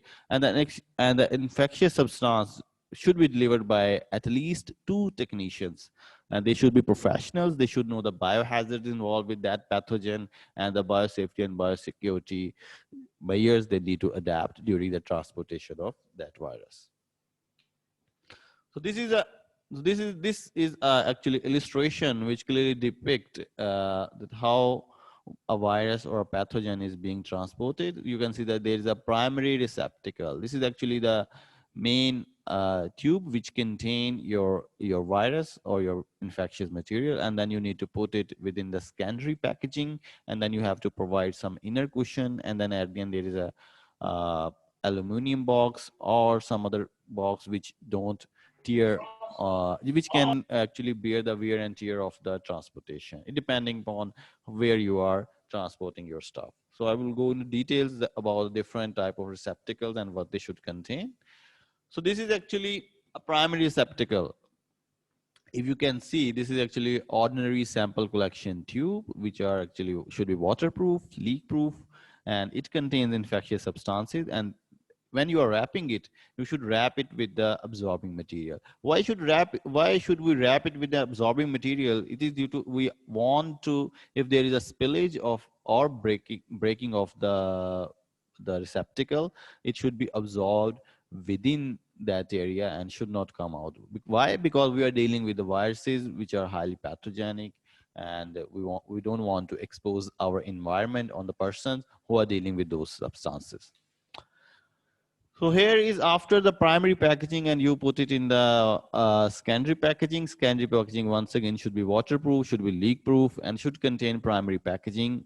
Definitely when you are transporting the viruses, and the viruses are the infectious substances in the primary packaging. So primary packaging should go into the secondary packaging, and you need to wrap it with the cushion. So first, primary packaging we wrap around the absorbing material. For the secondary packaging, we are wrapping around with the cushion so that it can bear the wear and tear during the and bumps and jumps during the transportation procedure. Okay, now we are transporting samples within an institute. So if you are transporting the virus samples within institute, it should be, these are actually shock proof containers. These are actually made of very good plastic, and they should be, your primary packaging and then secondary packaging should go inside those containers. And then it's always better to use the moving table instead of taking them by your hand. A moving table will help you to, but because moving table is more stable as compared to your hand, and it's better to always use a table instead of transporting it through your hand, by your hand. Sorry. Okay. So there are some other precautions because your viruses are very prone to degradation. So if there is a sample which required transportation but on the refrigeration, then you have to use maybe ice, dry ice, or some other refrigerant. Okay. As you can see, the refrigerant will be will wear away as the time passes, and they will be like so there will be some space within the refrigerant. But let's discuss where we should put the refrigerant first. So the refrigerants must be placed between the secondary packaging and the outer box, and with fixed spot, because when the ice or dry ice is consumed, the secondary packaging can still be fixed in its original position. However, there is also, if you are shipping it in the distant places, so you should be very careful that and instructed that the dry ice or the ice or any other refrigerant which you are using should be replaced occasionally in it. And if you are using dry box, it's very important, because dry ice, using very important is that the outer box should have the capacity to discharge carbon dioxide, because the dry ice is made of carbon dioxide, and if there is a pile up of carbon dioxide inside, the pressure will increase. However, if you are using just the simple ice, the outer box, the tertiary receptacle should be waterproof. So primary receptacle is also waterproof, secondary and tertiary is also waterproof. And the secondary packaging, actually, it depends upon the type of sample you are shipping. So and the distance. So then you decide which type of refrigerant you should use, and it should be dry. It could be dry ice, it could be simple ice, or it could be another refrigerant. After you have packed everything, now it comes to the labels. So labels are very important. It helps not only you to understand that what type of package it is, but with the labels, the person who is receiving the package will also understand and will take proper cautions and care before opening that package. So this is always, and it's a take-home message, that always label your sample properly and always label your transportation package properly. And label should contain the information, the person who is sending, and the phone number of that person which is responsible for the shipment, then the shipment information where it is going, and the name and address of the receiver, and the UN numbers. Most of you have, if you have received any biological substance, you must have seen that from FedEx, DHL, or any other UPS or another company. They always ask for a UN number to be placed if you are dealing with some substance which is biological in your region. So for example, this is actually pre-printed stickers, or you can print it on from your laptop, depending upon the sample and virus type which you are dealing. For example, if you are dealing with an infectious substance which can infect humans, the code would be UN2814. It will help FedEx, DHL, receiver, shipper, custom clearing agents, everyone to understand the sensitivity of that sample. Moreover, if you are dealing with a sample which is like, these are just two examples, if it's affecting animals, you can go with the UN2900.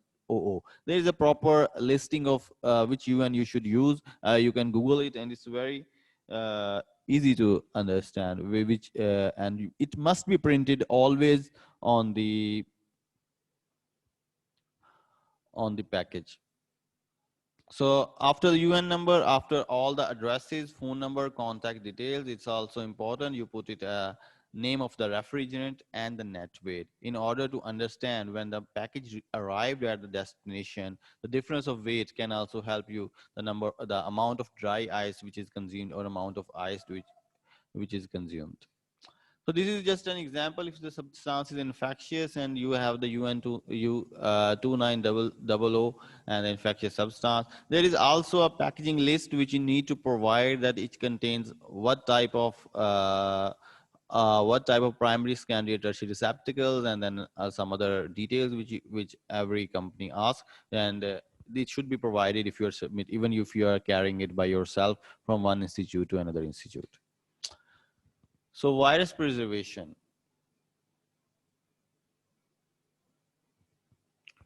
For virus preservation, the viruses are very sensitive, and usually they're preserved at -80 refrigerator or liquid nitrogen, or sometimes you go to -150 degrees centigrade. And also there's another method, which is the lyophilization. So stocks are actually preserved. And it's very important you preserve it not only by at least 2 methods, but also at least 2 stocks. So if you are making a virus bank, or you're planning, your institute is planning, or your country is planning, it's very important that you people put your viruses at 2 separate places. So if unfortunate incident happen on one place, you have a backlog in your second place, and you can cross verify what type of samples you have lost.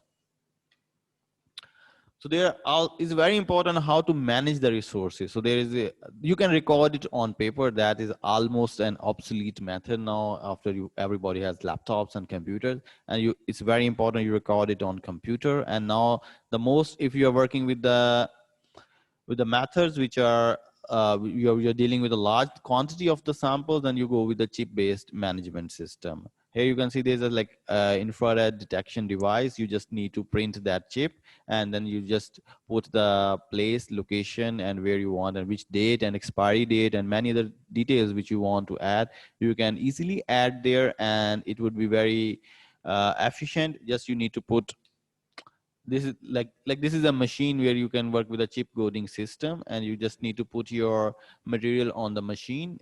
You can see on the right side in the picture that orange cap tube, and you just easily locate where your resource is, expiry date is, where is the expiry date, when you put it, and many other details which you can put, and it's very easy and efficient to use.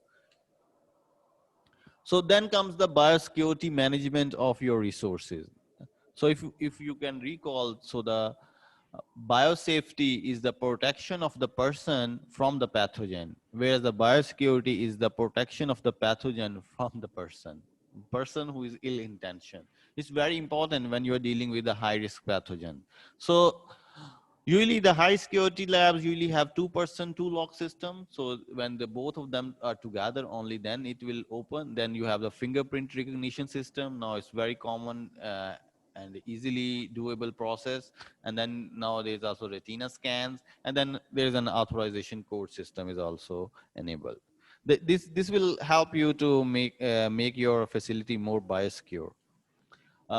Moreover, you need to do a video surveillance structure there, then infrared surveillance system, so that if you have watched the James Bond's movie, you will remember that when the James Bond tried to enter some secret place, there are some red color laser which he used a spray, and then it will become visible, sort of like that. It's an infrared surveillance system which you needed, and it should be connected with your local police or a local HOD, maybe your principal, whatever your security management system within your institute, it should be there, and they should be well connected with that.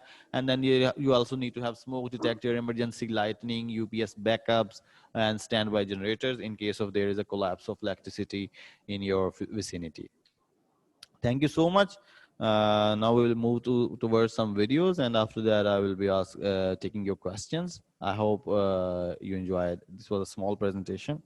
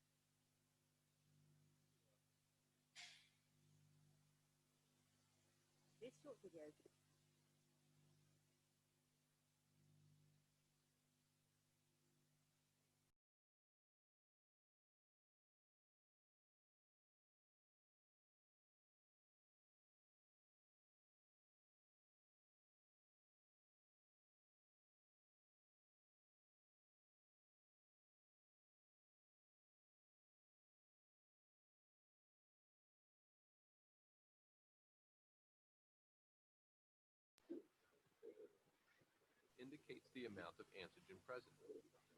At-home pregnancy tests are a common practical use of this technique.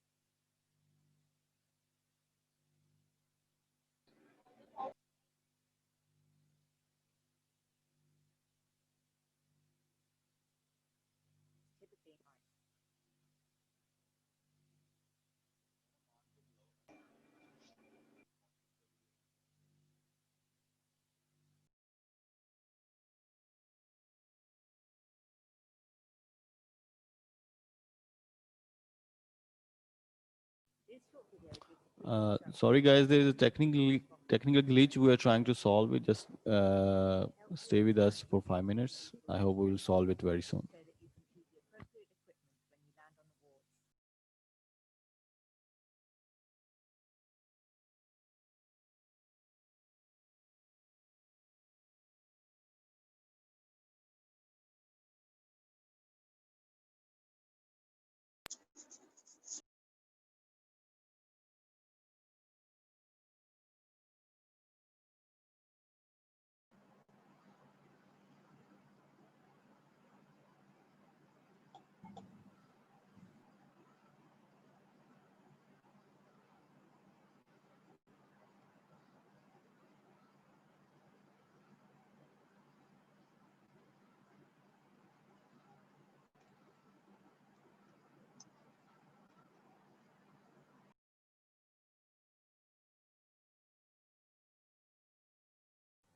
Sorry, guys. I think we can take the questions first, and meanwhile, our IT staff is trying to fix a glitch. So if you have any question, please feel free to ask.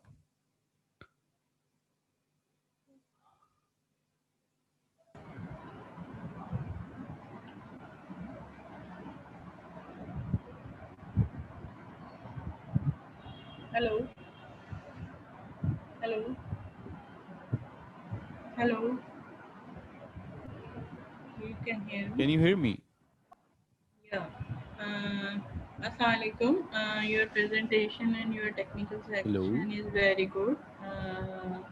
You can explain very easy way to understand Yeah, everyone. if you have any question, you can also type in the Yeah. chat box and I can try to answer it. But it would be great if you can turn on your mic and try to ask it directly.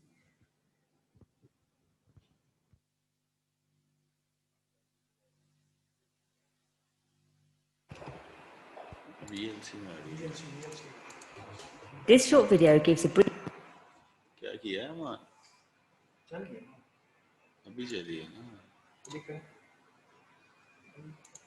introduction to the more common.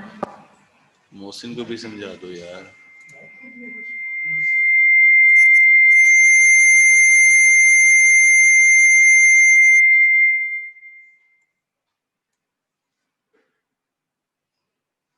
पहला होता है sound वाला पहला इस side पे बड़ा हाँ ये होता है.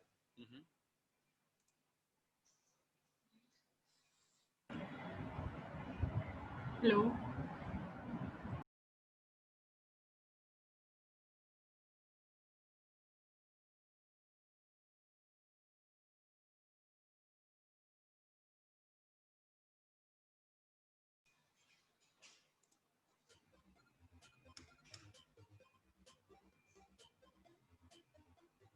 This short video gives a brief introduction to the more commonly used blood bottles and blood tests.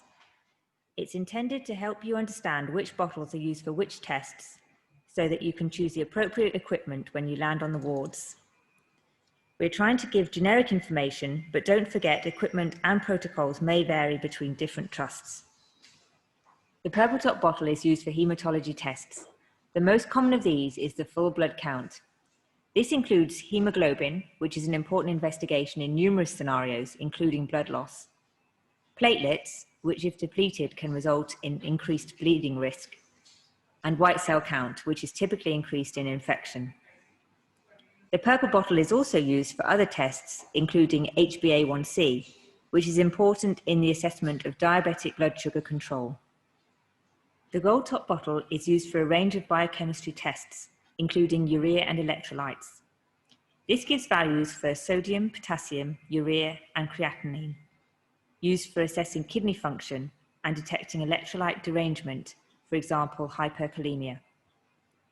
Other tests include liver function tests, C-reactive protein, bone profile, magnesium, lipids, thyroid function tests, and cardiac enzymes.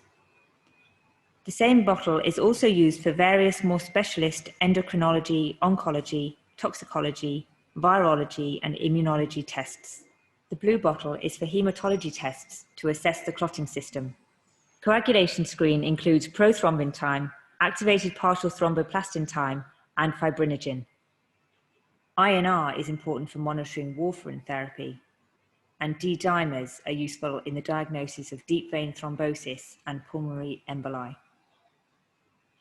The grey top bottle is used for two specific biochemistry tests: glucose, which can be a fasting or a random value, and lactate, which can be raised in any condition causing tissue hypoperfusion, for example, sepsis or acute ischemia.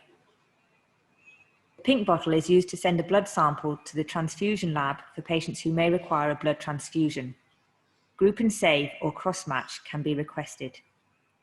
Group and save determines and stores the patient's blood group, so blood can be ordered swiftly if needed. Cross-match refers to the process of ordering blood for the patient. Typically, the bottle must be labelled by hand at the patient's bedside after confirming the patient's details, but your trust will have specific guidelines which you should adhere to. Blood culture bottles are used to send samples to microbiology for culture, to isolate organisms and enable targeted antimicrobial therapy. Protocol varies between trusts, but you may be required to fill more than one bottle. Some trusts require 2 samples to test for both aerobic and anaerobic organisms. An aseptic approach is crucial to avoid contamination. All of the tests described so far can be performed on venous blood samples. An arterial blood gas sample is typically taken at the wrist from the radial artery. This test provides values for pH, oxygen content of blood reported as PO2, carbon dioxide content of blood reported as PCO2, bicarbonate, and base excess.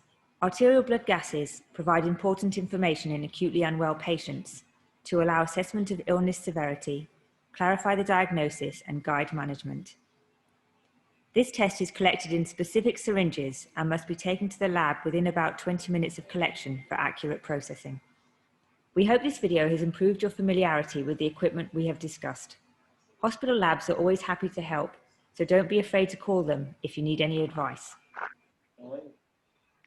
Let's resume our discussion about the series of bleeding and coagulation disorder. Today's topic is serum versus plasma. Is there a difference? This is today's topic, so let's get started.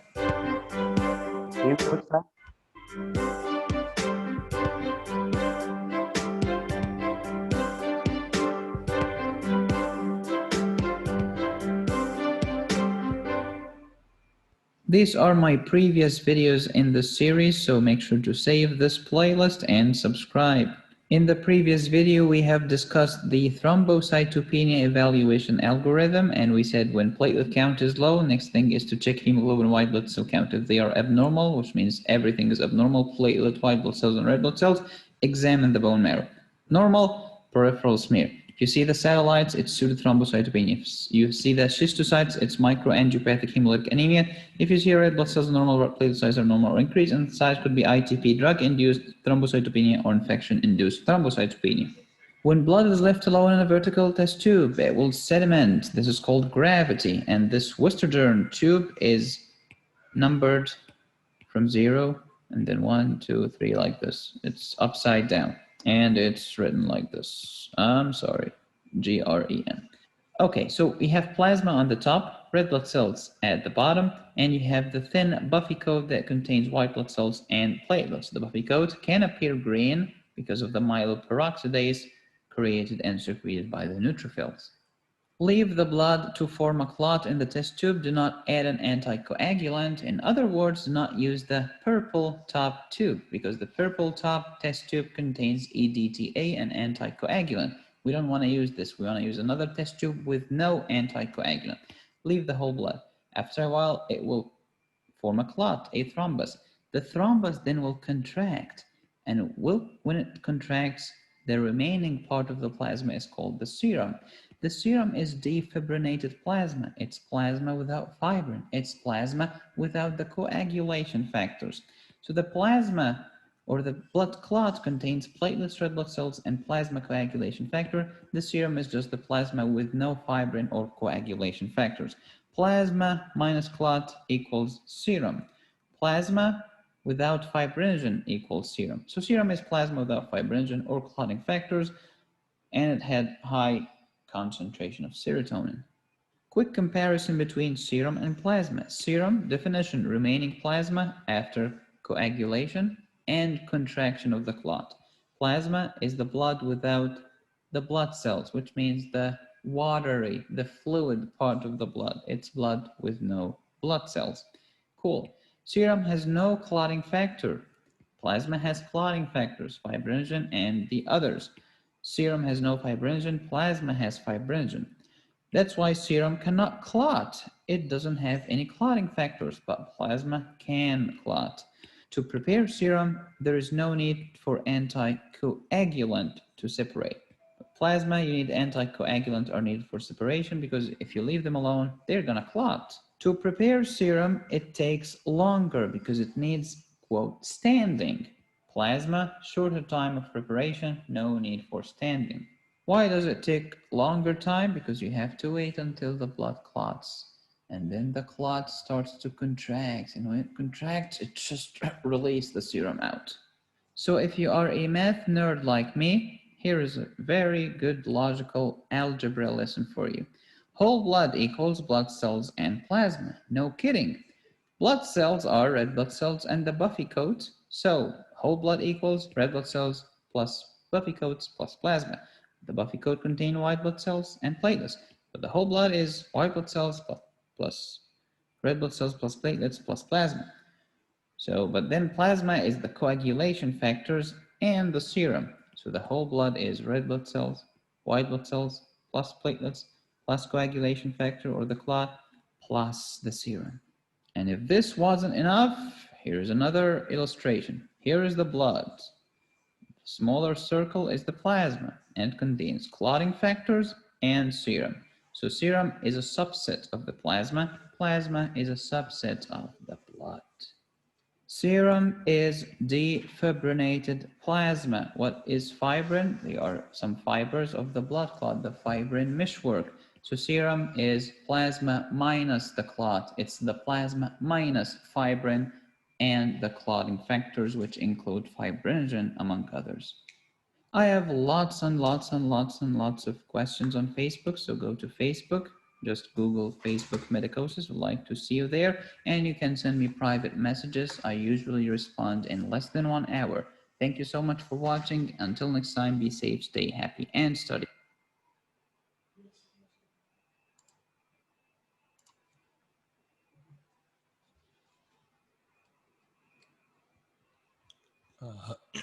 Thanks everyone. I hope we are now clear what's the difference between plasma, serum, and blood itself. So if you are I can't see any questions here. So if everything is clear, so we will be taking a short break of 10 minutes, and then we'll be resuming with our third session. And that we will be taking some overview of the new diagnostic technology for antibody detection. So see you after 10 minutes.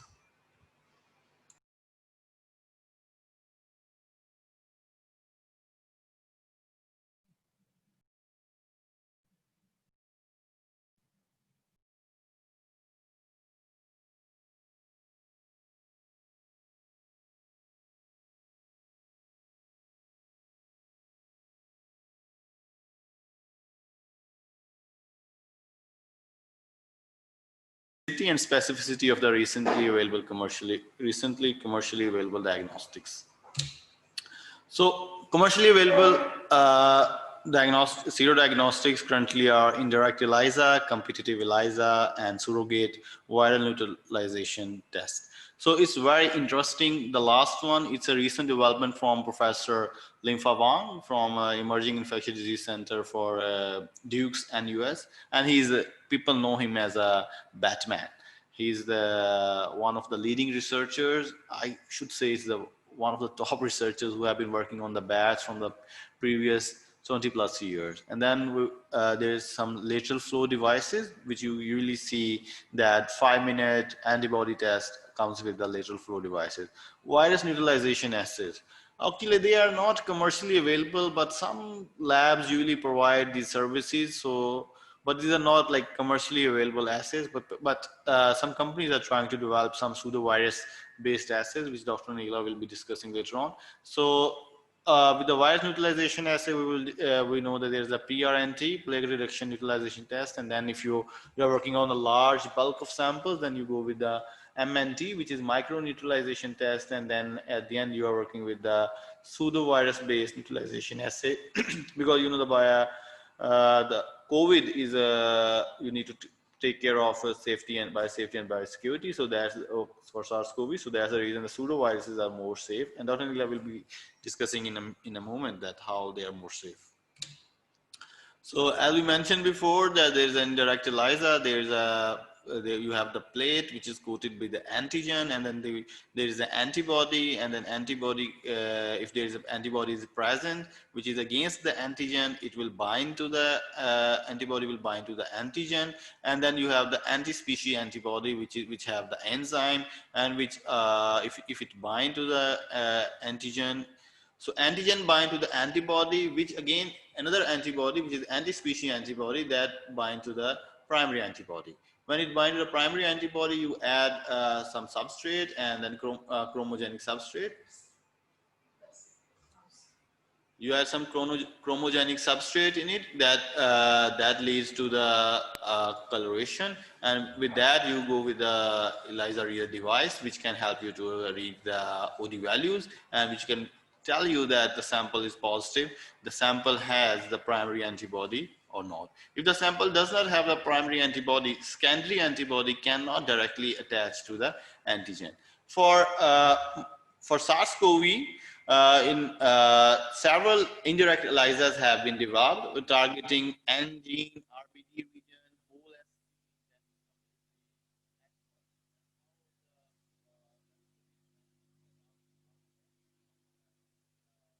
in EID. She did she used similar strategy for MERS coronavirus.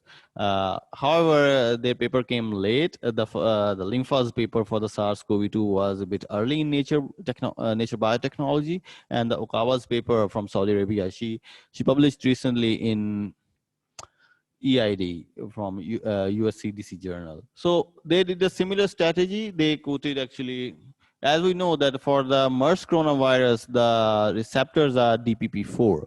For the SARS, they are ACE2. So what they did is that they do a similar strategy. They put the DPP4 and coat the plate, and then if their antibodies are present, then antibodies should bound to the S1 MFC. They don't use the RBD, however, they use the S1 region of the MERS coronavirus. And then interestingly, they also express it with the mouse FC region in order to detect the mouse. They did not bind RBD, they did not conjugate or RBD with the, they did not conjugate RBD with the HRP, but they use S1 MFC, and then they have need to add another anti-mouse antibody, which is conjugated as a secondary antibody to detect that if this reaction happens or not. So in ideally, what happens is that DPP4 is here. So when you mix antigen and antibody, which is S1 of the MERS,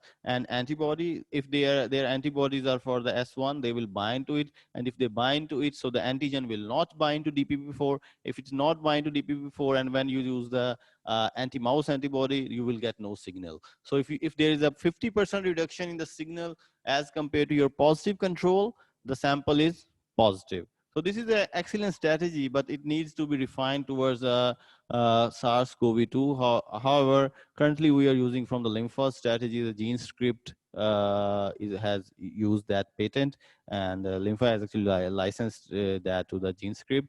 And I know someone from other countries also working towards this strategy. Let's see when we can have this one. So if you do the comparison, this is a recent work which was published recently. Actually, it's a part of preprint when I was reading it.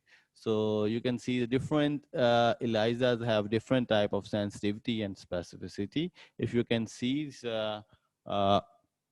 anti-IG, it's actually whole IG, it's whole immunoglobulin assay detect. It actually use the antigen use, it is RBD, and when they test it, the sensitivity comes around 99%, and then there is a one IgM, and the sensitivity comes around 99%. And when there's a ELISA, which is Euroimmune IgG S1, sensitivity comes around 99%.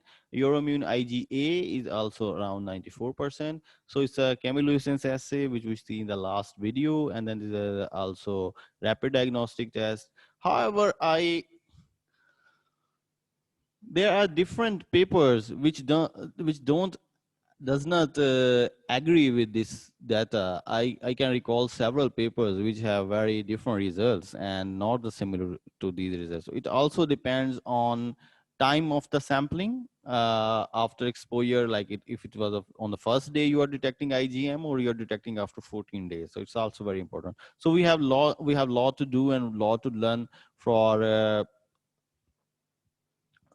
from SARS-CoV-2. However, currently available tests are sort of reliable and could be used, which are commercially available, especially from Avanti and Euroimmune.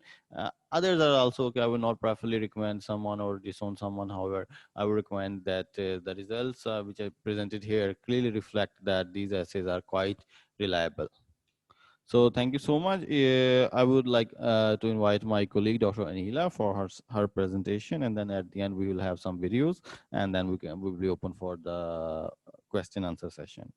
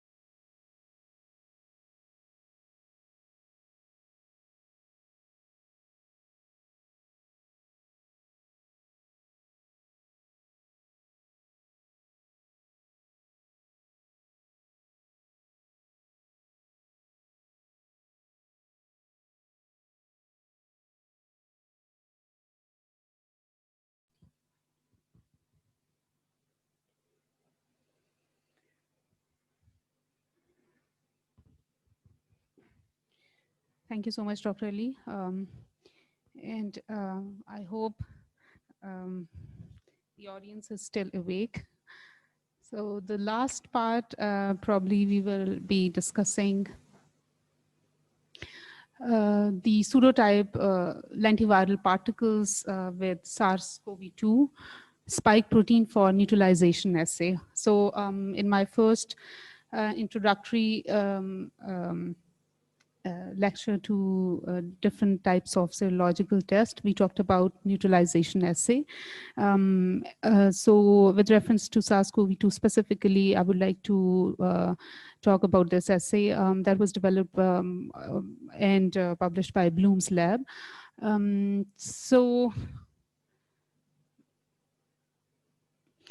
So as we discussed earlier, that the study of neutralizing antibodies in the patient sera can be helpful in two ways.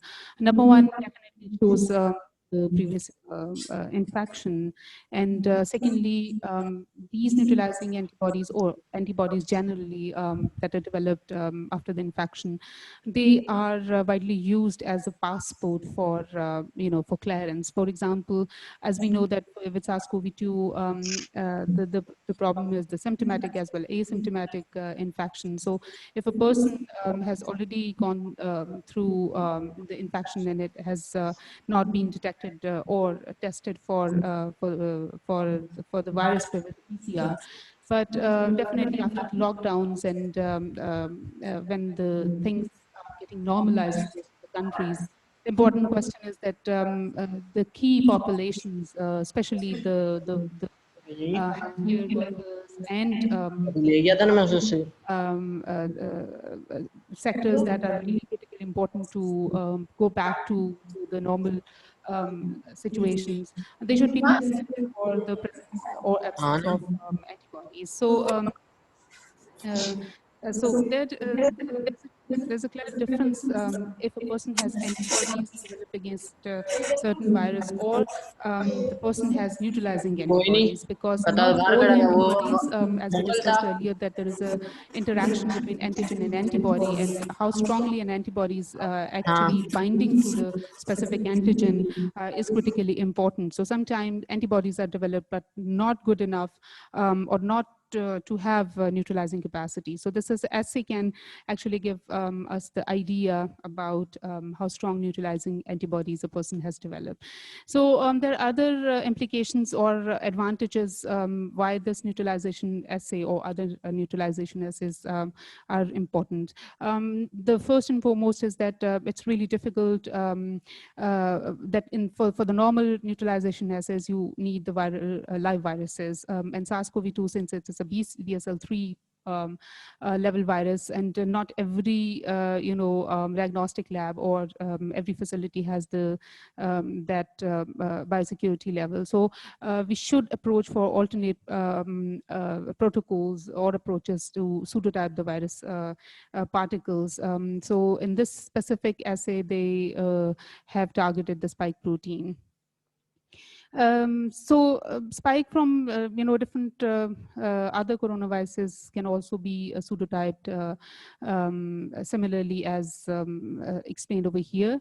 As you all know that with the 4th generation viral vectors, we are using retroviral particles as well as lentiviral particles to generate the pseudoviruses.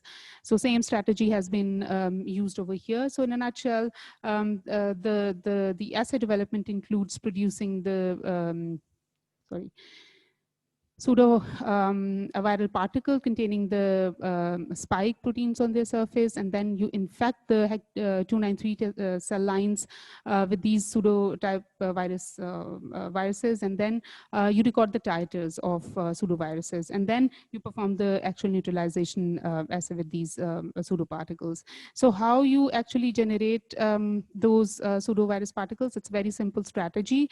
Those who are familiar with 4th generation viral vectors, for the safety and efficacy of the viral vectors, we always use lenti or the viral vectors, where the different proteins are encoded on different plasmids, and when then you combine, for example, over here it was TAT, GAG, POL, and REV backbone, and then a plasmid containing SARS-CoV2 spike protein, and then the lentiviral backbone expressing the luciferase system.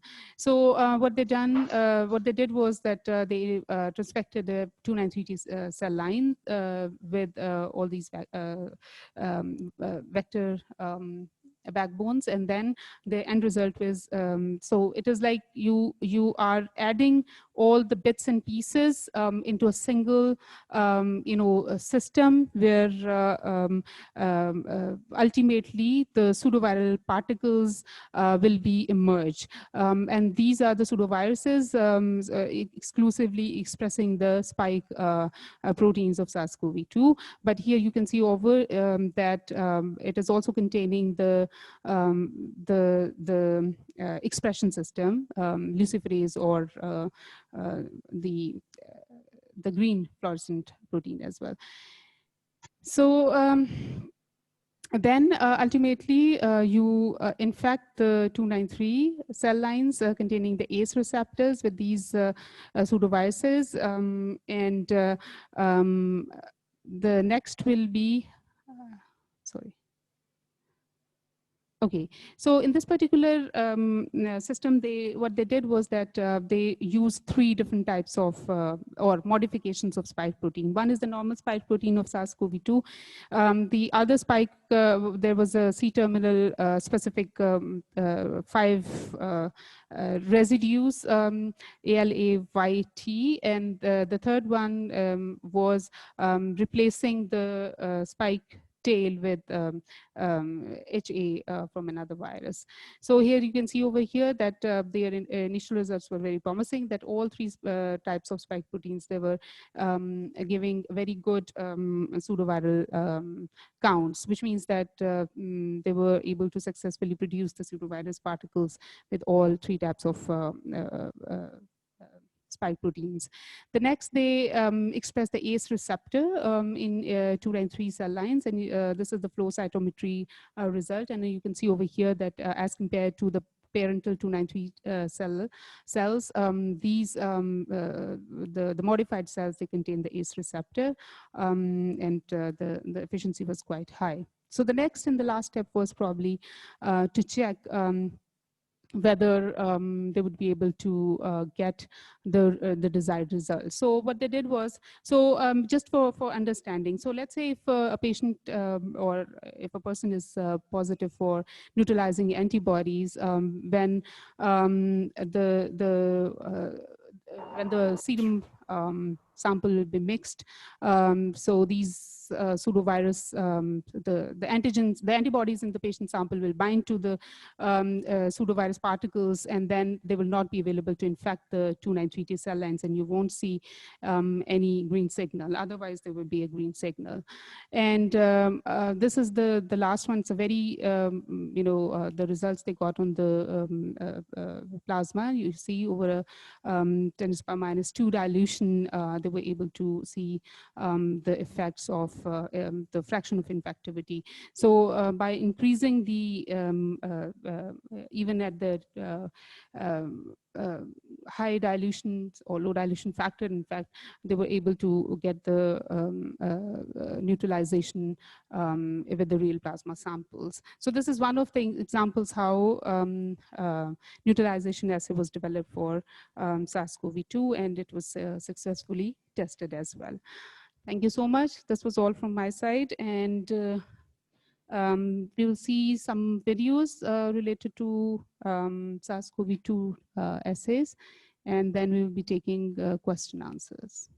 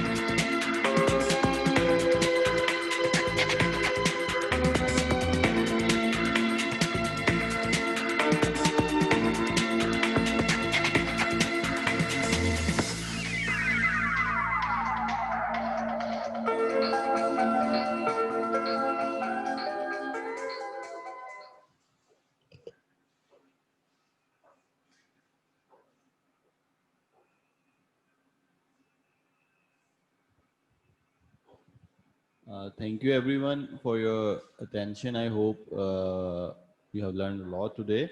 So Khazima, could you please give some concluding remarks, and then we can conclude this session. Thank you. Yes, thank you, Dr. Ali. I would like to thank Dr. Ali and Dr. Anila for their hard work and effort for this lecture. And with this, we still have time. So if there are any questions from the participants, I would like them to please ask. Do we have any questions?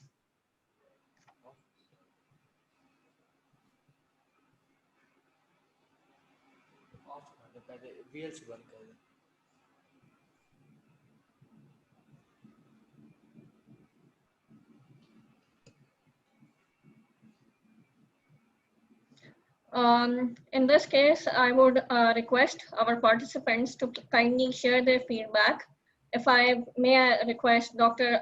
Riza from Iran to give his feedback about this course, and if he has any comments related to this event today. Dr. Riza, can you hear me?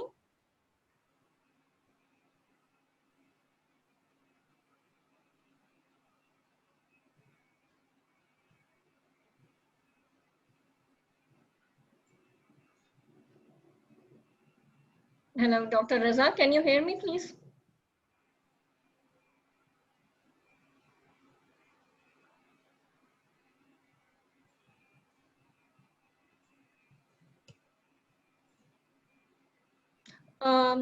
Maybe Dr. Riza has some technical fault at his end. May I please request Dr. Kishore Pandey, who is joining us from Nepal, if he has some comments to make about this event today. Dr. Kishore, can you hear me, please?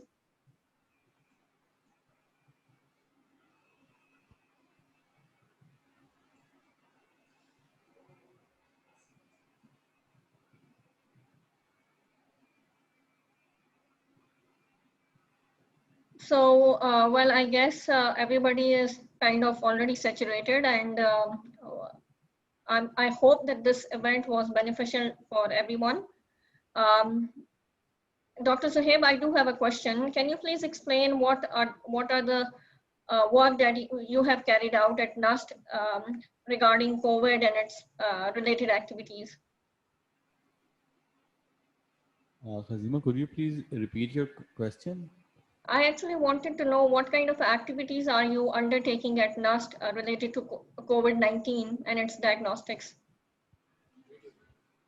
So currently we're working towards the whole genome-based analysis and trying to identify some correlation that why there are some, we don't have so much number of cases, and also our not mortality rate is not so high. So we are trying to explore the genetic factors of the viruses. So pretty soon we will have some data to share with our scientific community that what's the main reasons. And so for that, we are actually working in collaboration with Germany and Chinese CDC to have a look towards the deep sequencings which are being conducted, to have a look to understand the virus evolution within our region. Right. Moreover, Dr. Neela's group is working towards the development of pseudovirus-based assay, and she's also working towards the indirect ELISA. So let's see, we're very hopeful to have those on board pretty soon. Right. Well, with this, we come to an end for this session today. I'm very grateful to everyone who joined us. Unfortunately, we had quite a lot of glitches in this lecture. Hopefully, we will learn from it and do better next time, inshallah. In addition to that, I would also like to announce that we have another upcoming event on 29th of September, which is related to agriculture, biosaline agriculture. We have a distinguished panel with us coming from New Zealand, UAE, England, and many other countries. So I would also like you to please go on our website and see our current running programs. In addition to that, we have another we have some other on-ground activities. For example, we have an event on artificial intelligence planned for November. We have another event for viral diagnostics planned to be held in March. And in January, another event on nanomedicine, which will be taking place in March tentatively.